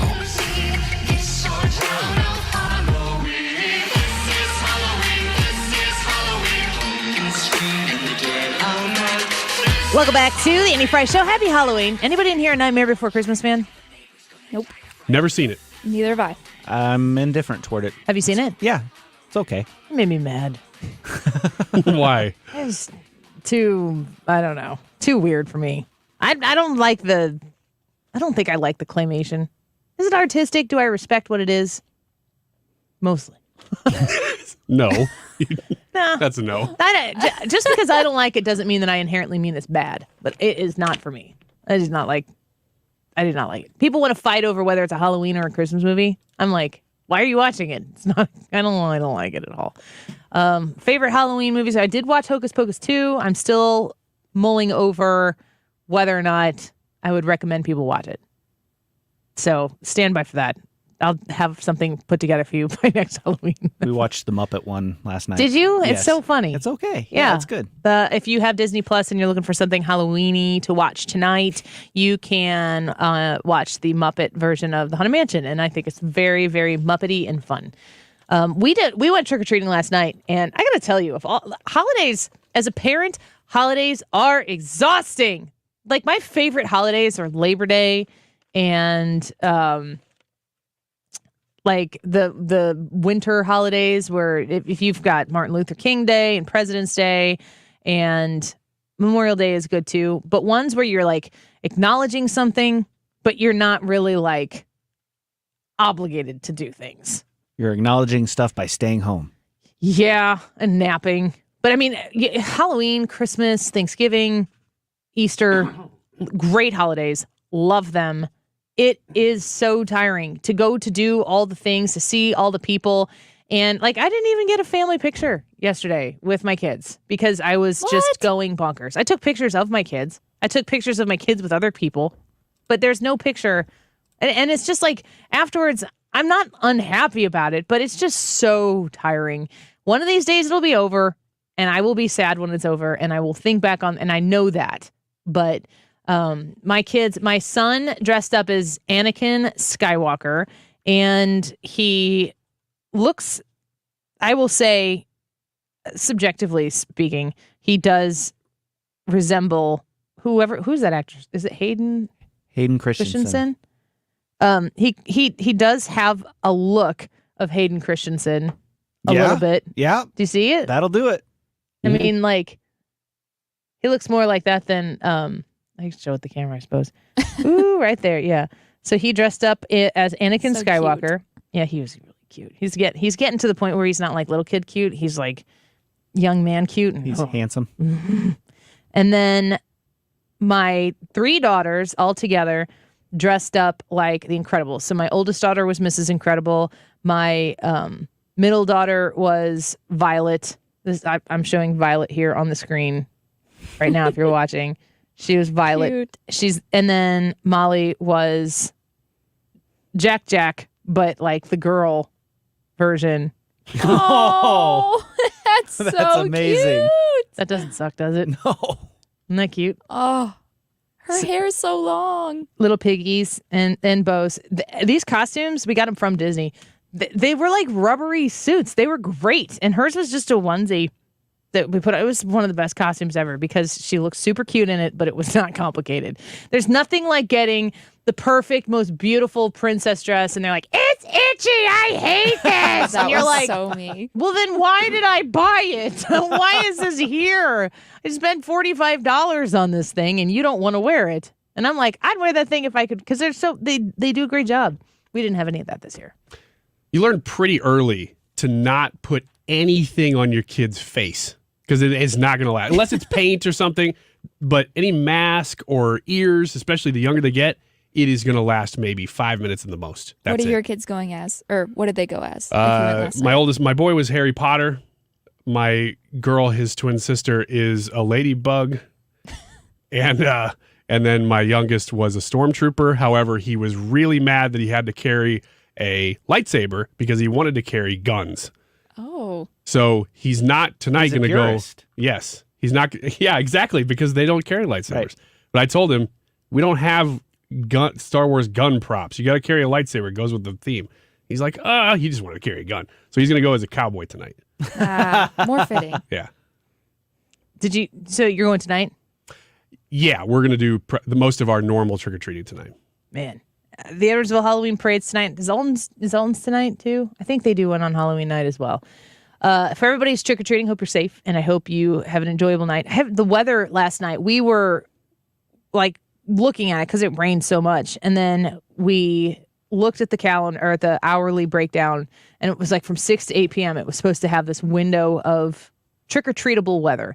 And so we're like, all right, let's go at 6. We got our crew together, and it was probably 6:10, and this fog and haze just descended upon the town, and it was perfect. It was chilled, but I had on a hoodie and, leggings. They were actually thermal leggings, but I didn't have a jacket on or anything, and it was just perfectly chilled, kind of wet and damp out.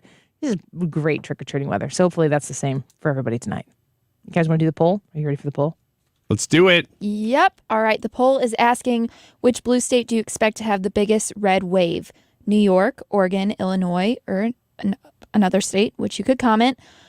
With over 150 votes, New York came in at 51%, saying that it will have the biggest red wave. Illinois came in second with 24%, Oregon with 19%, and other with 7%. Let me get to some comments here. Jennifer Harris said, I voted Illinois because I want it to happen. Judith Myers said, I chose Illinois for the red wave. Wishful thinking. It's like the 24% who voted for Illinois are just praying. Yes. I'm there with you. On. Travis Boyer said, watch the state of Washington. Tiffany Smiley is doing great out there, and it could be the first time in 40 years it goes red. Mm-hmm. Steve says, I wish I could say Illinois, but honestly, I believe New York is going to have the biggest flip from blue to red. We here in the land of Lincoln might see some headways. However, I don't see it being the biggest wave. Love the show. Yeah. Thank you for your comments, Steve. I think that's a good comment. John from Facebook said New York. Amy says Arizona. Lori says New York is the biggest state with the most crime and such. New York is the one state that is in the news and most on everything. If any place needs to be a big red wave, it should be New York. Mike said, I voted other, but I would change it to New York. So we got some good comments there. I don't understand how like New York could have a red wave and then Illinois not. Because the same kind of person that would vote for Lee Zeldin would vote for Darren Bailey. I think Lee Zeldin and Darren Bailey are different candidates. Well, I do too, but I think that it's not so much a vote for Lee Zeldin as a vote against Kathy Hochul. Yeah, it'll be a referendum in both states against the status quo. But I think that one commenter made a good point that New York is the number one market. New York City is the number one market in all of the country. It's the biggest city, and they get the most attention, and the news outlets are sitting there in New York. Like, these people are telling their own personal stories of crime and riding the subway and all that from from their personal experiences. Nobody talks about Illinois. Nobody does. Today, before the show started, we saw that Fox was covering Glasgow, the state's attorney up in I can't remember Will County. Will County. He's out speaking on this. It was the lead story on the Fox News email that they send out every morning. This is definitely something that is starting to resonate right now, but they're only talking about Illinois because places like New York are starting to look like they have a chance. Here is Democrat State's Attorney James Glasgow on this particular issue. Last year in the city of New York, which has 3 times as many people as Chicago, they had 500 carjackings to Chicago's 1,800 carjackings. And Chicago has 1/3 the population. Murders, there were over 800 in Chicago, and about 450 in New York. Now, obviously, none of those are good statistics, but we always look at New York as the pariah. Well, what do those numbers tell you? We have the most violent city in the United States of America in the city of Chicago, and it's just to the north of my jurisdiction. And when you listen to what James Glasgow is talking about there, you're talking about a state that just took incredible, landmark action to keep victims in a less safe position, where if you commit a crime, you look at the list of these crimes, 2nd-degree murder, are you kidding me? That you won't necessarily be detained. Yeah, there's a court process. There's a way that we go through keeping people in jail, and bail is one of them. But there is nobody in Illinois politics on the Democratic side talking about the crime problem other than James Glasgow, boldly. There's nobody who's saying we have a real crime problem here. What they're saying is we have a real DEI program in how we keep people locked up after they commit crimes.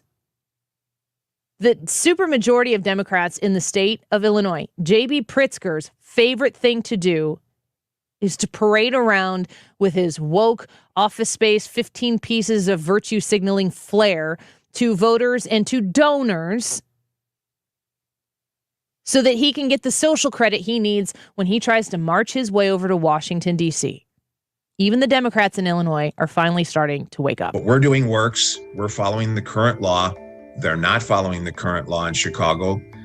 They've liberalized it to the point where it's not recognizable. And this new law that they've passed will basically tie my hands so that potentially Joliet and Will County could be just like Chicago. To think that the direction that the state of Illinois is going to go under continued J.B. Pritzker leadership, is J.B. Pritzker worried about this campaign and this election? I don't think he's terribly worried about it. I do believe that a red wave can put him in second place. But you have to do something about it right now. And of course, Southern Illinois is going to have to show up in full force to make sure that every ounce of grassroots that exists down here for Darren Bailey exists at the polls November 8th. By November 8th. You can go vote now. Anybody in here vote early yet? Nope. Not yet. Will you? Yeah, I'll vote early. You'll vote early? Mm-hmm. Ryan, will you? No, I always do day of. Me too. Didn't you vote early in the presidential election in 2020?